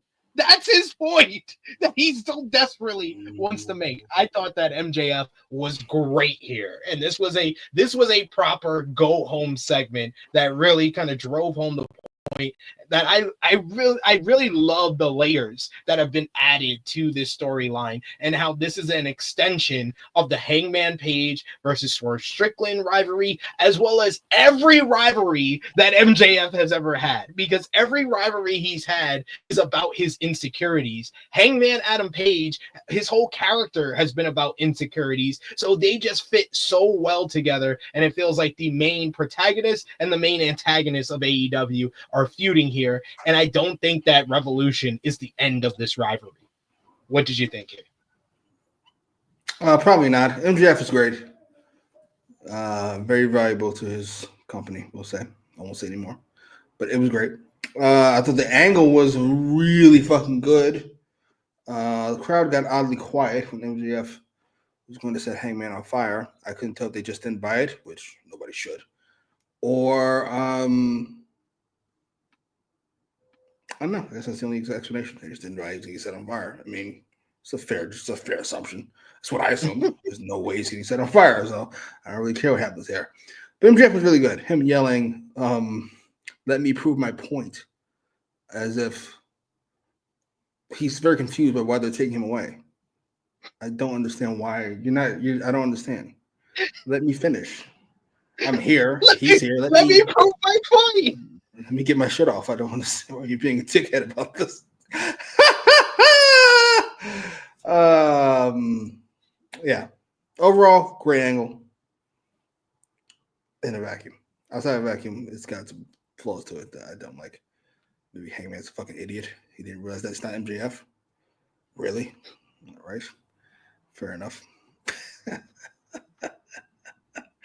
Sure thing. MJF does not set somebody on fire. To be fair, I would imagine MJF's never worked a grill before. He just assumes you put a little bit of gasoline in somebody and set him on fire. Here's what would have happened. MJF would have set him on fire. Hangman would have woke up, holy shit, I'm on fire, and would have took off his shirt. And that'd have been the end of it. Or done this. And then been Done. Stop. He just stopped, drop, and roll. He would have been fine. Still have MJF's back. That's what I wanted when he killed Garcia. This has been a rivalry that really has kind of reawoken why MJF is so great and why he's so valuable for this company. Indeed. What do you think? What do you think on Sunday? Who wins? I'm gonna guess MJF wins. This is not gonna be the end of the feud. He cheats to win somehow. Yeah, I think the right move is MJF to win because, like I said, I don't think it's the end of the rivalry, and you got to give Hangman a reason to hold a grudge against MJF, and we all know when Hangman can't beat somebody, that's the best reason for him to continue a grudge. So I just want to make sure I understand this right. Hangman set a house on fire. MJF was going to set a person on fire. Moxley has damaged people with hammers and broken things. Edge murdered 2 members of the Death Riders, and Ricochet stabbed people with scissors. But Swerve is the most dangerous man in AEW. Okay. All right. Suppose I'll take your word for it. I don't quite understand. All right. Sure thing. He won Texas Death. Right. Davion says this man Max is wearing a shirt saying he did nothing wrong and proceeded to attempt to cook Adam Page like a short prime rib. Insane. We got Partner Finisher. He says MJF is not the face. Intention is still a thing. Yes, you could be a bad thing, but you to try to justify doing that bad thing or try your best to justify doing bad things makes him a heel.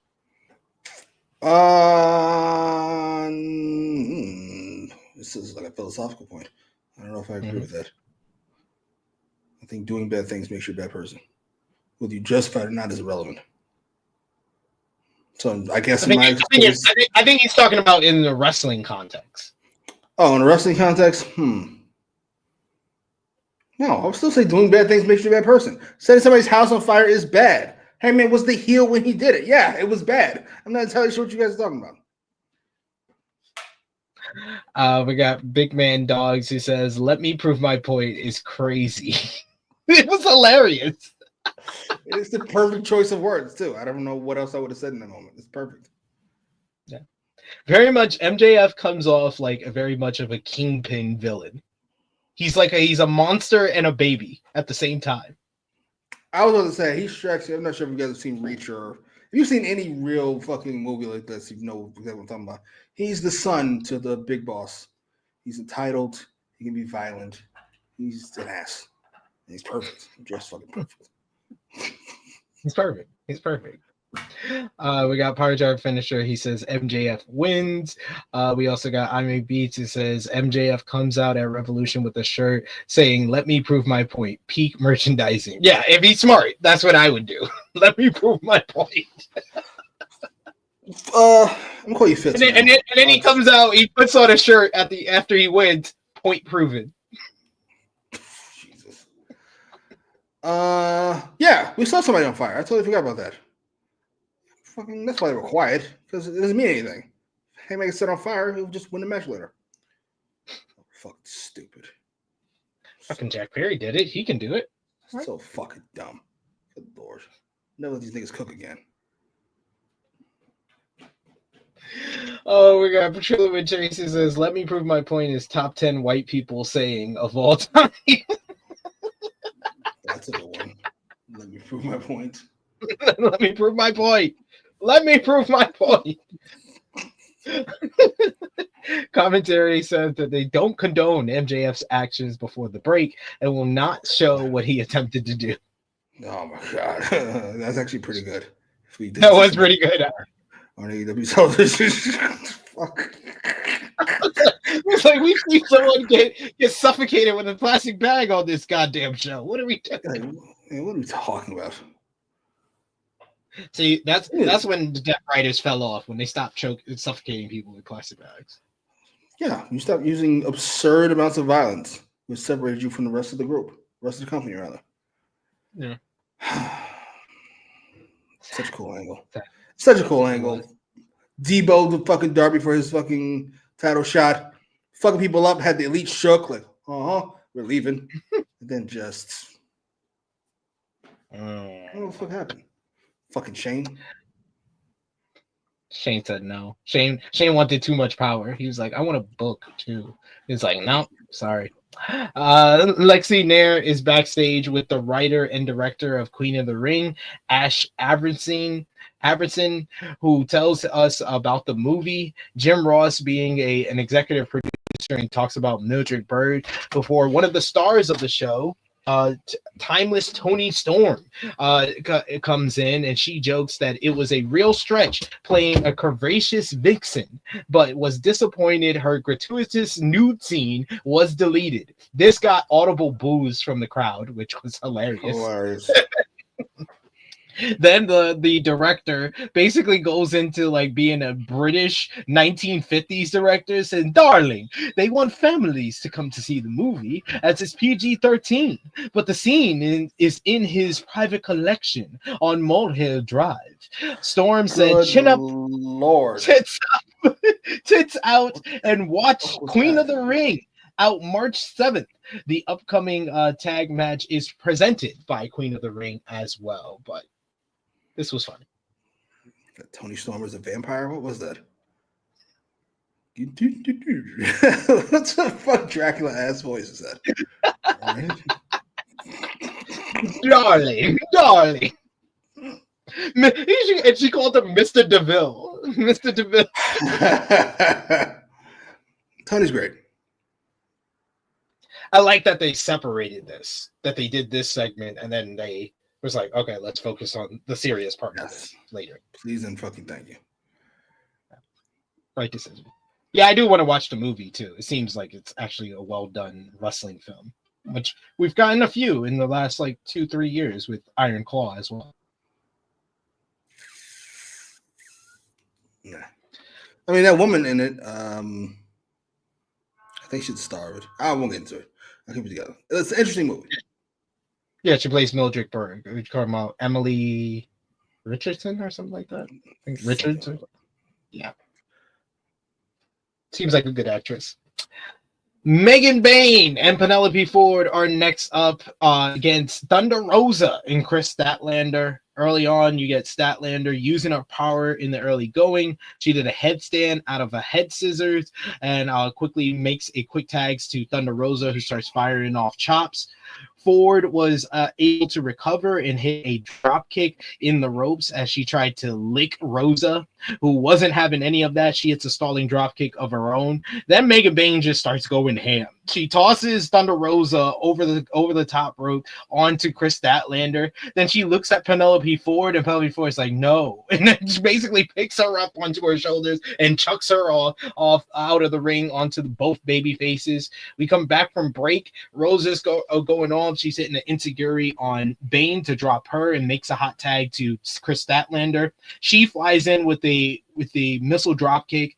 Ford tries a handspring corner elbow. She came in fast with this shit, but Statlander was able to move out the way and she hit her own partner. Statlander clubbered her with a running boot and then a spinning Michinoku driver to Penelope. Rosa launched herself off of Statlander's back with a corner drop kick to Ford. Double team scissor kicks followed on Bayne, and then Rosa hit a drop kick through the ropes on Bayne. Ford tripped Statlander off of the top rope, which completely took Statlander out of this matchup, leaving Rosa on her own to defend against Penelope Ford and Megan Bayne. She gets the better of Ford, but Ford backed Rosa into her own corner, and then Bayne tagged herself in. She ran right into a corner boot from Rosa, but then Rosa tried fighting off both ladies. She hit a stunner on Bayne. Ford was able to escape Rosa's attempt at hitting the Fire Thunder driver, and then sent Rosa into the clutches of Megan Bayne. Bayne then picks her up on her shoulders. She says, bow down, and hits an F5 to Thunder Rosa and pins her. I was like, God damn, where the hell did Chris Statlander go? She was completely taken out like it off the top rope, left Rosa on her own, but Rosa could not handle Megan Bayne. Bayne and Ford pick up the victory here, with Bayne once again being showcased very well here. She feels like an absolute beast and feels like someone who should be positioned as a challenger for whoever comes out of the AEW Women's World Title match. What did you think about this one? Her facial expressions are fucking terrible. I'm not entirely sure what she's going for. Sorry, distracted by looking at Megan Bayne. What's she doing? Like, what is this? It's like the same face every time. All right, that's another thing there. She was great. She was fantastic here. I know I started off negative, but she was great. Her toss to Penelope might have been the highlight of the match because it wasn't even like rude about it. She's like, just get over it. I could ask, but I'd rather not. And yeah, I don't know if I want her to face Toni right away because I think she'd lose that match, but yeah, I'd consider it. I was supposed to ask who the TBS champion is. Good Lord. Yeah, that ain't gonna work. Statlander still fantastic, not only to look at, but in the ring. She is top tier. I'll let her and Io fight out who's the best in the business right now. She's fantastic. Yeah. Chris Statlander is always the glue in these type of like tag team matches. He's so good. So good. Ninja Mortis says, are they trying to make Bayne into She-Brock? Because it's kind of working. Where the fuck is Camille? Yeah. I'm not mad at it. It really works. Poor Thunder Rosa, but hey, what are you gonna do? What are you gonna do? And yeah, Davion kind of repeating that, saying Megan Bayne is what AEW thought Camille was going to be. Then they should have booked it better. Put this on Camille. What the fuck? What's the matter with you? It's not on Camille. Really isn't. Renee Paquette is backstage with the TBS champion, the aforementioned Mercedes Moné. She brings up beating Momo Watanabe in the past, but she's legit and beating some of the best to get this title opportunity. Monet had Paquette say that what do they always say? There's no stopping the money train, and she says that's right. And she will be there on Collision this coming Saturday to watch Momo Watanabe face Serena Deeb. Monet will be watching Deeb, who's one of the best in AEW, break Watanabe for her.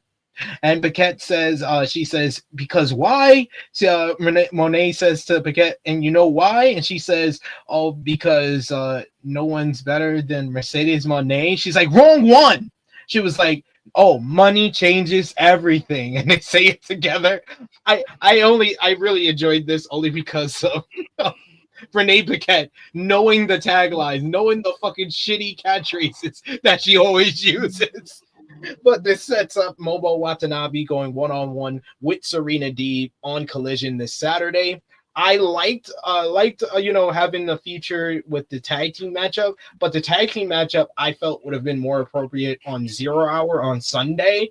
And then you should have had this match here, the Momo Watanabe versus Serena Deeb match on Dynamite, because you need to introduce Momo to the AEW audience before Sunday. So I think that it's a disservice of putting her on Collision, the lesser watch show. You want to introduce her to the larger audience that will probably buy the pay-per-view.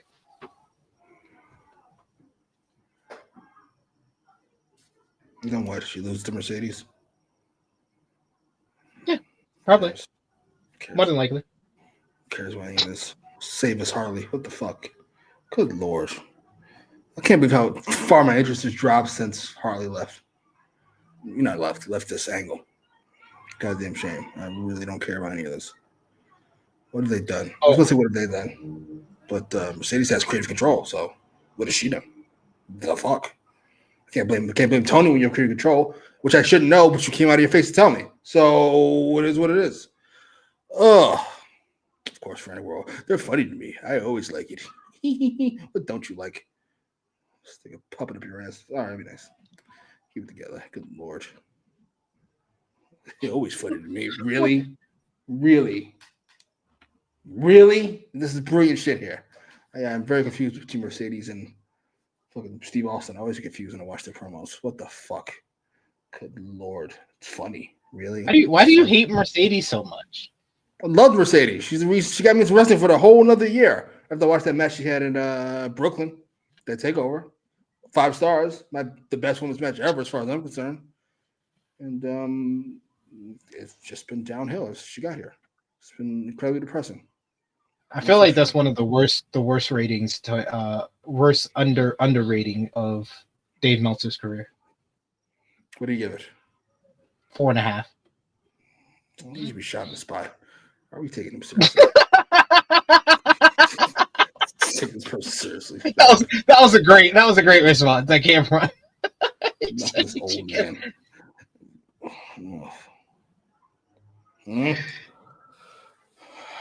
Immediately.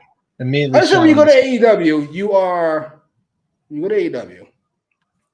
given a lot of creative freedom and maturity that all of your character work, if you're talented, should be better than it was in the big place. And it has not been the case. It's been a carbon copy, except a lesser version from Mercedes. Yeah. It's very depressing. Yeah. The best time that we've had with Mercedes is when she was aligned or working with Harley Cameron, because Harley Cameron is undeniably entertaining. She even had like a short promo on Collision where she just sat with Nigel and Tony Schiavone and asked Tony Schiavone for help to name her finisher.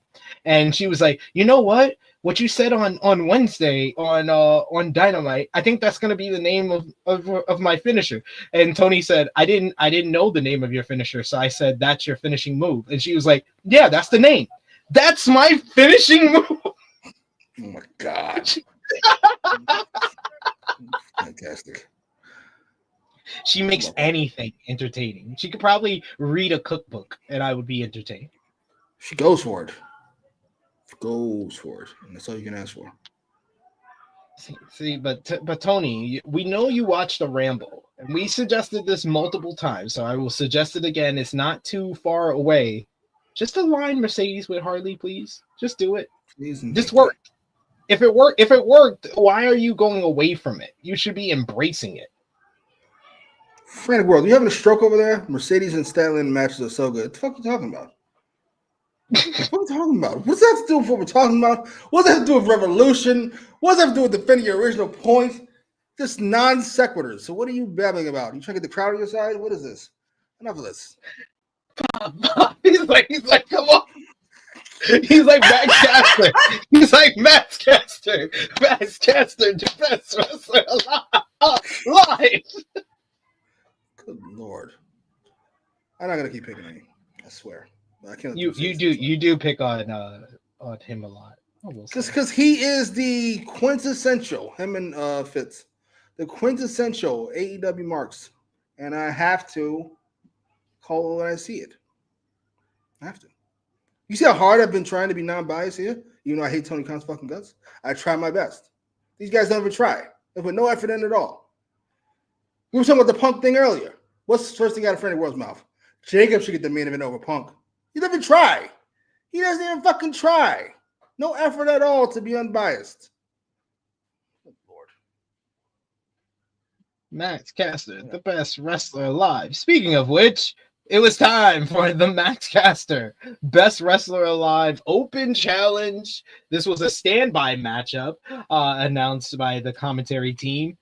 Caster is out with his Best Wrestler Alive trademark. The crowd really doesn't care all that much. Caster says that he's the most talked about wrestler in AEW. And all the Maximaniacs are talking and saying things. But tonight, he wants everyone to get on the same page. He channels Chuck Taylor from back in the day to trying to get a ridiculously long chant started. He says, "Let's go, Platinum Max. You're the best wrestler alive. Let's go, Platinum Max. You're the best wrestler alive." No one chants it. Cassidy called them a bunch of ball bags. He says we get Excalibur and Riccaboni making Wayne's World references, saying if you book it, they will come, and name drops Wayne Stock, underrated comedy. But then we get Caster making his open challenge, which is answered by Switchblade Jay White, and this went exactly how I would have booked it. Caster tried again to get his chant started, and then he walks right into the Blade Runner. Jay White takes his time to pin him. This match went as long enough for Taz to laugh at Riccaboni, bringing up the Riccabone zone. And I have zero idea what the end game of these open challenges is. But man, Caster is making them entertain, and I'm always entertained to watch him lose so quickly and be a loser delusional heel. Switchblade Jay White then gets on the mic after the matchup, and he says that at World's End, Cope joined the fight against the Death Riders. And he's had White's back, so White has had his ever since. Now Moxley is all alone, and he says that he will be there at Revolution, and he will see them crown a new AEW World Champion, Cope. That was quick, but it really, really makes me think that Switchblade cannot be trusted, and he is going to turn on Cope on Sunday. What did you think? And what do you think is going to happen on Sunday involving Switchblade and involving who you think is going to win Mox versus Cope? This was fine. Max Caster's gimmick, while funny, I don't think it does much for him. And I don't think it does much for AEW as it could. He should be winning some of these matches, even all these matches, and then we should pay to see his comeuppance. But whatever. Jay White, he should be Jay White. I'll say that much. So that's how that should go. Jay wins that clean, and then his promo. First of all, it's gross. It was a gross promo from Jay White, one of the coolest characters in AEW TV. But you would imagine it's hinting at the obvious. Jay White turning heel. I don't want to see that because Jay White's been a really fun babyface since he's turned. And it's fun to see people you're not usually seeing as babyfaces do that. Best case scenario, Edge beats Moxley. Jay White turns on him right away. Fucking Christian comes down and everybody's fucked. That'd be amazing. I don't think it's going to happen. Yeah. I don't know what happened. Maybe Jay White. That's the result I want. I want Cope to win, and then Switchblade turns on. Switchblade turns on Cope because he knows he could beat Christian. He doesn't know if he could beat Cope. I'm always here for smart wrestling. It's not gonna happen. Mox wins, and we're all fucked. This is what's gonna happen. We should not close that fucking pay-per-view if Mox is just gonna go over.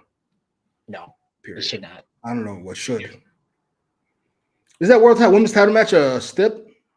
Yes, it's false count anywhere. So I'd I've been saying this for a week that it should be the main event. I've been saying it since the match was made. That's your main event for Revolution. Yeah, that close with that.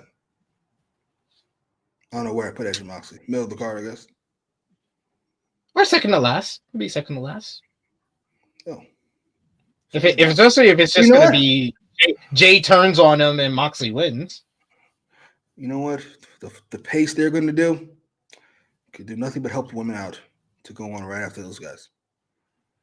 Women are fast, ain't they? Yeah. Good Lord. What a thought. What a thought it is. Davion says, where the hell is Anthony Bowens? I don't know. I've heard things about he might have been injured or they're doing like a full repackaging for him as well. So I think it's one or the other or both. Packaging. Yeah, because he just got the copyright for a new nickname, the Pride of Pro Wrestling and stuff like that. So I think God. Jesus. They're gonna do new gear for him, new music and everything. So I mean, listen, whatever. Sure. Maybe there's a big market for that. Fucking gay superhero, I guess. I mean, I'm not against it. Feel for Pride of Pro Wrestling. Ugh. Doesn't even sound like it's inclusive. You just sound like an arrogant ass. Sorry. Alexander says, if Mox wins, it doesn't need to main event. I think we're all on the same page as that. Like, yeah. Please don't do this. It's just a layup. And here we have the peak of the show. Renee Paquette sits down with AEW Women's World Champion Timeless Toni Storm and the number one contender Mariah May. Paquette immediately thanks both ladies for sitting down and agreeing to no physicality. As soon as she says that, Mariah May gets out of her seat and spits in Tony's face. Like, I'm usually like doing other things. I'm usually writing notes for the show while I'm doing this. Immediately, when she spits in her face, I dropped everything and I started paying attention. I was like, "What the fuck?" Storm, and the best part was Storm did not even have a reaction. She didn't even. They just had this face on, like. And Mariah May's facial expressions were awesome. She is just so unhinged. She's finally dropped the entire glamour act, and now she really feels like the woman from hell. May says, I love Storm immediately as she gets spit in her face. She says, glad to know that you care so much. Just a deadpan delivery. May then says that she loved her. Storm loved her and she loved her back. But Storm started all of this. Renee Paquette basically drops the objective interviewer act here and yells at May that you're responsible for all of this. You came into Tony's life. May says that Storm survived her in Australia, but there's no surviving Revolution. She'll be the sickest bitch you've ever seen. Deep inside, Toni knows that Mariah did it better. May says that this is what Storm has always wanted. A trilogy with her favorite co-star. They can have their Hollywood ending they've always dreamed of. All right, take it easy. Storm returns, and she just has the most calmest demeanor in comparison to Mariah. She says May doesn't deserve the dignity of death. She sentences her to a lifetime of mediocrity. Her career will continue. It will be good, but never great. People will like her, but never love her. Her star will dwindle. She will be replaced and forgotten. Some will ask whatever happened to Mariah May. but they'll learn. She found out what happens when you try to kill God. May threw the chair away as Paquette, they go face to face with each other. Paquette says that she seriously prays that neither of them get hurt.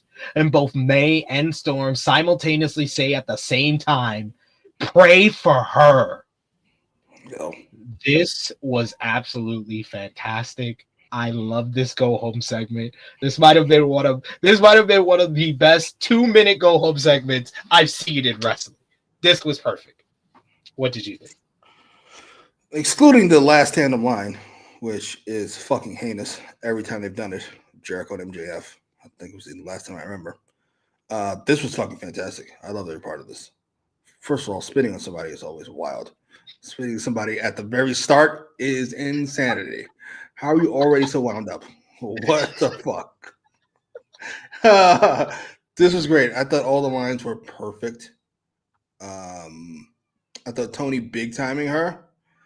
A little dangerous because I gotta be honest. Feels like it could be true. Toni wins this fucking match. Knowing the booking as I do, it's Mariah may end up in fucking obscurity the rest of fucking life. It's not a far-fetched idea. But listen, in the moment, it's great. Mariah was perfect. Toni was fantastic. Even the clashing of their styles worked for me. Renee was good. I think better when she sat off in the background. This was top tier. I would put this pretty close to the top of my all-time AEW women's segments, along with anything with Willow. There's the Mercedes and Britt contract signing, and there's another one I can't remember off the top of my fucking head. Well, Mariah's heel turn. Well, that's when nothing ever happens in the conversation with this. Come on now. That's all time right there. Yeah, I would say this one. I don't know. I think this one might be number 2 to the Mariah heel turn for me. Like, this was 2 minutes. It was 2 minutes. They got in, they got out. They said everything that made you kind of sold you on the hatred between them. And like, they did what in 20 minutes of TV time on this show, Mox and Cope did not do. They felt like they were the pay-per-view main event. Go for it. I know you don't like the vaginas, Toni, but this is a time where we can go for it. They should. They should main event. They're going to deliver. They've delivered every time. And this time's a violent match. Yeah, come on, man. Yeah. And it's back where this all started. I love Mariah bringing that up, that the first time they were in the ring together was in Los Angeles at Full Gear 2023. And now 18 months later, they get to finish their whole story. And I don't know if Tony Khan is ever going to have a woman's feud, a woman's storyline that is this good and worthy of the main event spot ever again. You might get 2 stars who are worthy of the main event spot. Like if you do Timeless Toni Storm versus a Mercedes Moné, with Mercedes having all the belts and going for the one title that she doesn't have. I think like later on in the year, you could do that matchup and that's worthy of being in the main event spot. But as far as the story being enough to be in the main event spot, I don't know if it's going to get as good as this. I highly fucking doubt it. Big Man Dolph's a good point. Yeah, you're already in the building. So I saw it already felt about the fucking WCW shows. It's like, they already paid their tickets. Give me a 15-minute Mysterio match and keep that holy shit to 5 minutes. They already bought the ticket. Who cares? Fuck them. Put fucking Mariah in the main event. Please and thank you. I agree. Who do you think wins on Sunday? Toni. Yeah, I agree. You got to put a bow on this. Toni gets the win. But I think that this is starting a new character for Mariah May was in this like the build to this third matchup was the right move. This feels like the type of character that you could tether away from Toni, but this rivalry had that effect on Mariah where she can follow up with another babyface, maybe a Chris Statlander or a Willow Nightingale that is still over with the crowd, and she could play this woman from hell unhinged character in that feud. I don't know. Excluding Collision, because it's not a real place. I don't know if they have the space for all this. We don't get as many women's rivalries. Obviously, it's the men. That's fair. But Even as much as we used to. It's pretty much whatever Tony's doing or whatever fucking Mercedes doing. That's it. And I'm a little concerned. I'm gonna hold you. Well, they're building up Bane. Bane's got her little thing with Statlander still, or Thunder Rosa if it's not done after the tag team match. So no character work there. No offense, sure, ladies. Sure. You gotta get TV time to get that character work. Yeah. I hope it works out because Mariah's great. Oh my God, she's that thing. It's trying to piss me off today. Focus. We're focusing in on the great Mariah May. And Tony. That was fantastic. That was the peak of the show, and the show was almost to an end because we had the main event up next as we had an all-star tag team matchup previewing two matches for AEW Revolution. Continental Champion Kazuchika Okada teaming up with Ricochet to verse Swerve Strickland and Brody King. Okada backed away from Swerve to his corner to start, but Ricochet didn't try any cheap shots. Okada did his standard mocking clean break at that point. Ricochet made the tag, but distracted Swerve enough for Okada to blindside him and put the boots to Strickland. Brody King had enough, and he starts brawling with Okada outside as Swerve starts firing off on Ricochet, tossing him to the floor like he was nothing. King launched Swerve into Ricochet in the barricade, but Okada tried to make the save, kicked his partner instead. So Swerve sets them both up, and King flattens them with a crossbody against the barricade. Swerve then puts both Okada and Ricochet up on Brody's shoulders and delivers this ridiculous looking double swerve stomp to both of their backs off the apron. Really cool spot there.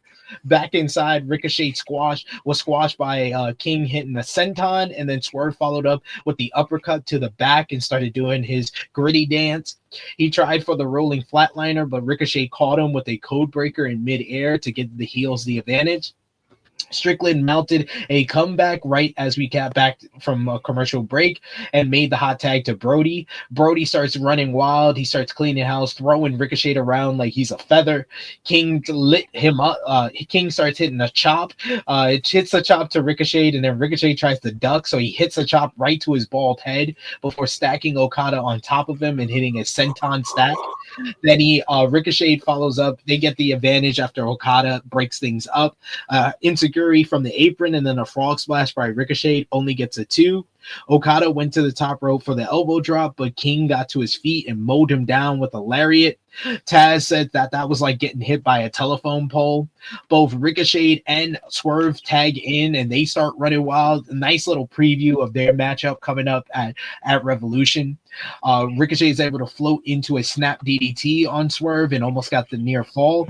Spirit Gun and Vertigo are reversed by Swerve. He tries for the big pressure, but Ricochet rolls him up for a 2 count. Swerve hits the rolling flatliner and then hits the house call.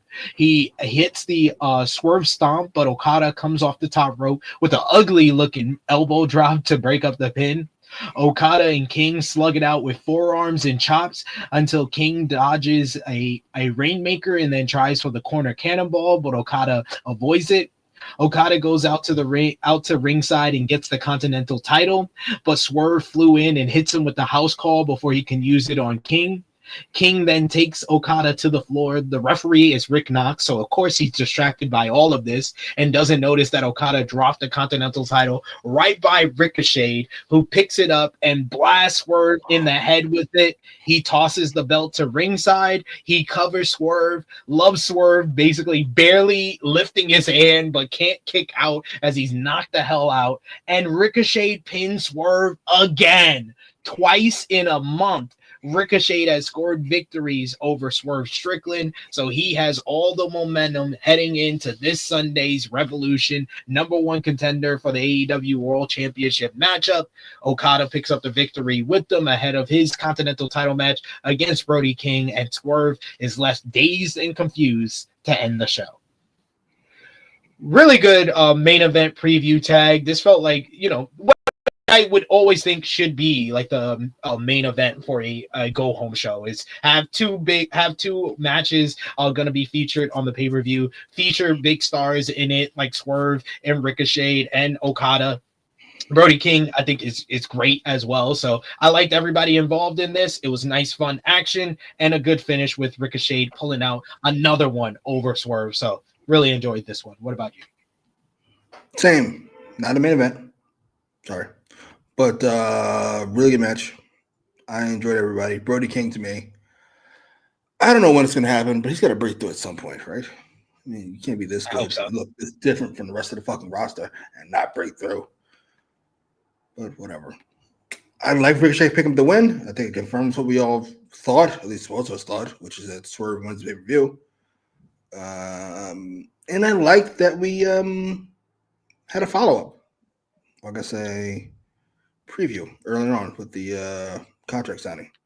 It made this match feel even bigger with Swerve and Ricochet getting two really big spots. The main event and essentially the opening of the show.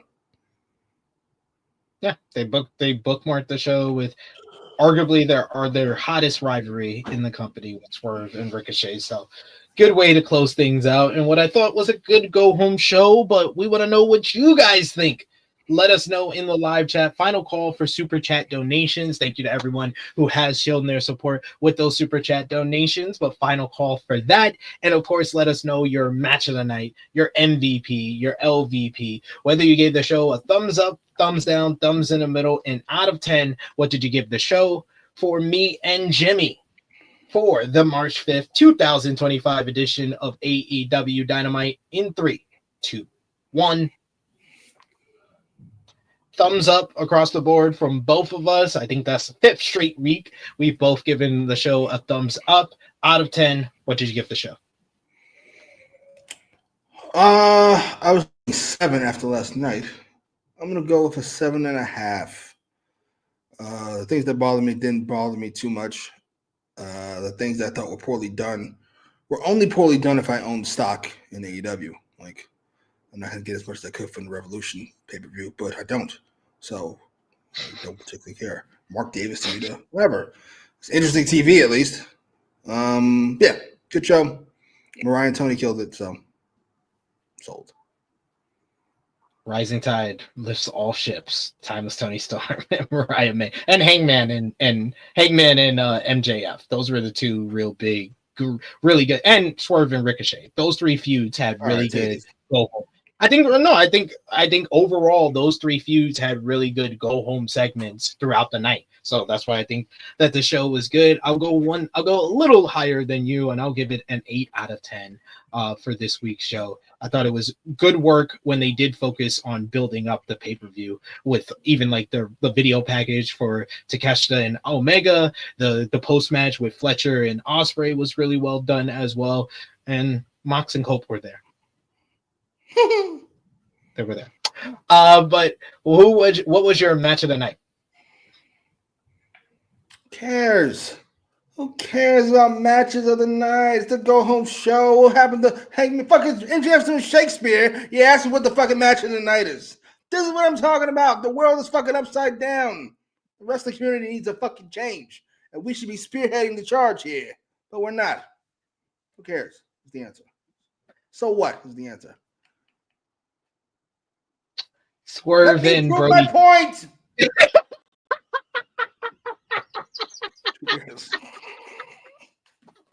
Swerve. I'm gonna go with Swerve and Swerve and Brody King versus Okada and Ricochet for match of the night. MVP for the show, Jimmy. Oh, MJF. Oh man, he's back. It's like his third in a row. I'm not sure how many row it is now. MJF. Good Lord. Listen, honorable mention to Mariah and Toni. You know what? We'll do Co's. We'll do the M's. MVP, MJF, Mariah May, and Toni Storm. I'll do Co's. I'm going with Timeless Toni Storm and Mariah May. That was the peak of the show for me. It's probably not going to be my moment of the week on True Hill Heat because John Cena. But it is the best moment of the week for AEW. That's for damn sure. But they are my MVPs for the show. LVP for the show, Jimmy. Some combination of Will Ospreay and fucking John Moxley and Tony Khan, whoever the fuck keeps pushing Mark Davis and Wheeler Yuta, whoever's responsible for this, it's them. What the fuck? Thank you, Fitz. Plumber Mark Davis. Good Lord. He looks like a wrestler plucked from the 20s. Take it easy. Jesus. I'm going to give it to John Moxley. Wasn't feeling the. I expected him. I thought that the right move, the right way to book that segment was Moxley got so pissed off that Yuta didn't get the job done and shook Cope's hand that he took out Wheeler Yuta himself. We did guess that last week. He'd be really upset about Marina getting hurt. He's gonna fuck up. Yeah, that was the right move, and the fact that he just yelled at him like an angry father, and then Yuta's like, I'm leaving, I'm running away, and he just said, you keep walking, doesn't even go after him, and then starts rambling into the camera. Yeah, you're the LVP for the show, Mox.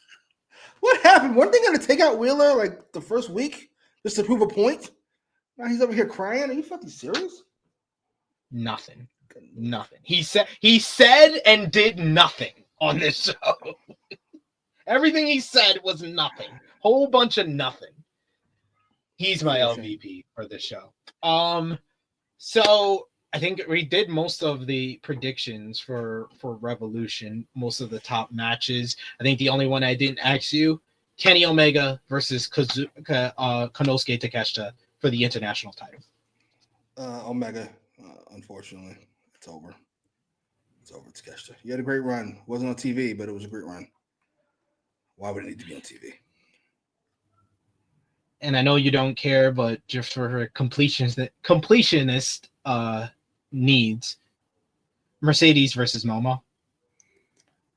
What a tough choice this is. Poor Statlander. Yeah, let's go with Mercedes. Should be a good match. Definitely. I won't even bother you with 0 Hour because I don't expect you to watch it when we do our review on Monday. Yes, me and Jimmy, not the last. I just want to say this beforehand because I'll fucking forget, and I'll be sucking into this shit like I was sucking into this one. I want to say this on the record for everybody to know. The next time there's an AEW pay-per-view on Sunday, I will not be here for any review, even if I agree to come on. I totally forgot this on fucking Sunday. How the fuck am I gonna watch this fucking thing? I'm not even home on Sundays. We just gotta stay up to watch this shit. Good Lord. Just let you know. No. That's fair. That's fair. I'll wait till NFL season when he starts doing Saturday pay-per-views again. All right. Is that right? Yeah. That's why. But yes, I appreciate you for joining me. On Monday, we will be here for our AEW Revolution review. We'll do the usual time, 1:05 p.m. Eastern time, me and Jimmy reviewing AEW Revolution. But of course, we have to do our preview for the show. So you got Jimmy's predictions. So join me, Joe Hobart of the Late Night Grin and Wrestle Paris, as well as Maggie of Fightful Overbook, and Jay News will be here live. A four-way panel for tomorrow's AEW Revolution 2025 preview will be here at 1:05 p.m. Eastern time, so join us for that. And we'll also have final predictions for Revolution from Chrissy Love and True Jaw Josh, and let's see if I change my mind on Saturday for the True Hill Heat flagship podcast. We'll be live for that at 11:05 a.m. Eastern time with special guest Sat E. Nyangi of Wrestle Talk. So a lot of special guests on this week's True Hill Heat. So join us for that. Hit the bell to stay notified for all the great content so you always know when we are live with exclusive content here. And I will be trying on Sunday to do like a chat. I don't know who I'm going to do it with. I'll find somebody, but I want to talk about Daredevil Born Again. So I'll probably be chatting about the first 2 episodes over on True Hill Heat Sports and Entertainment on Sunday because I don't have any streams to do, so might as well do one. We also got in the chat here, Want to see Big Man Dog says it doesn't fit Mox's character. He should bag Yuta the second he talks about it. Yes. The idea of that is funny to me. When I hold him on the floor, like that, as soon as he tried to walk away, yeah, just put a bag over his head. Learned your lesson yet? All right.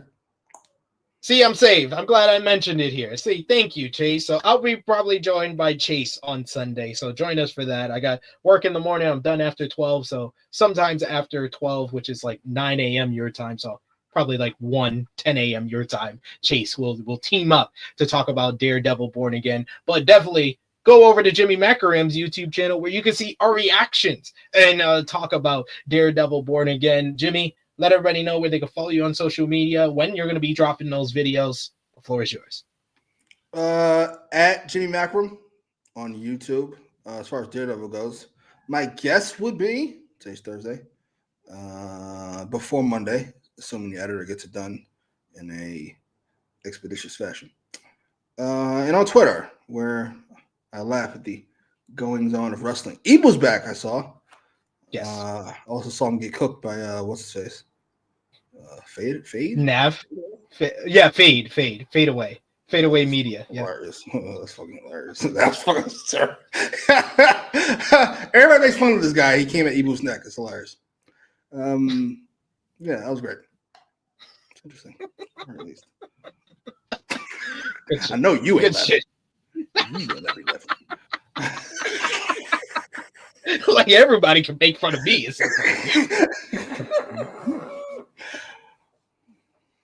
Give him the Hulk Hogan. No. But yes, you can follow me on the Twitter machine at TrueHillSP3. You can follow the gang, Facebook, Twitter, Instagram, TikTok at TrueHillHeat, Patreon.com/TrueHillHeat. $3 a month gets you exclusive content. The best place to support us when we are not live here. We did drop our tag teams, best tag teams of 2024 list over there recently. Sorry for the late drop on that one, but go over and check that out right now. And we'll be doing a members only exclusive. You guys will get first access to our interview with Robbie X that I did recently, talking about his upcoming tournament on Saturday and Sunday for Burning Heart Pro Wrestling. That will drop probably early on in the day on Monday for the members, and then later on in the evening for everyone. We'll drop that on the channel after our AEW Revolution 2025 preview, like we mentioned earlier. That's tomorrow at 1:05 p.m. Eastern Time. We did also Robbie X, yeah. He doesn't look like a Muslim, so I'm going to assume he's a porn star.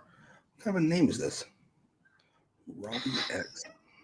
He's a pro wrestler. Definitely not a Muslim. Member of the Bullet Club. No, he's from the UK. He's from the UK. Yeah. If you like pay-per-view previews, check out me and Sanal all breaking down the upcoming tournament, New Japan Cup, that starts tomorrow morning. So if you want our picks, our predictions on who's going to win the tournament, who's going to win every single matchup in the tournament, you can check that out. That's up on the channel right now. And check out all the great content from this week, all of our coverage of Elimination Chamber, all of our coverage of John Cena's heel turn. It's been a good week for us, so thank you so much for the support. For Jimmy Macram, it is me, your True Hill Phenom, SP3. This has been AEWramble, episode 188. Pray for her for the March 5th, 2025 edition of AEW Dynamite. We are signing off until next time.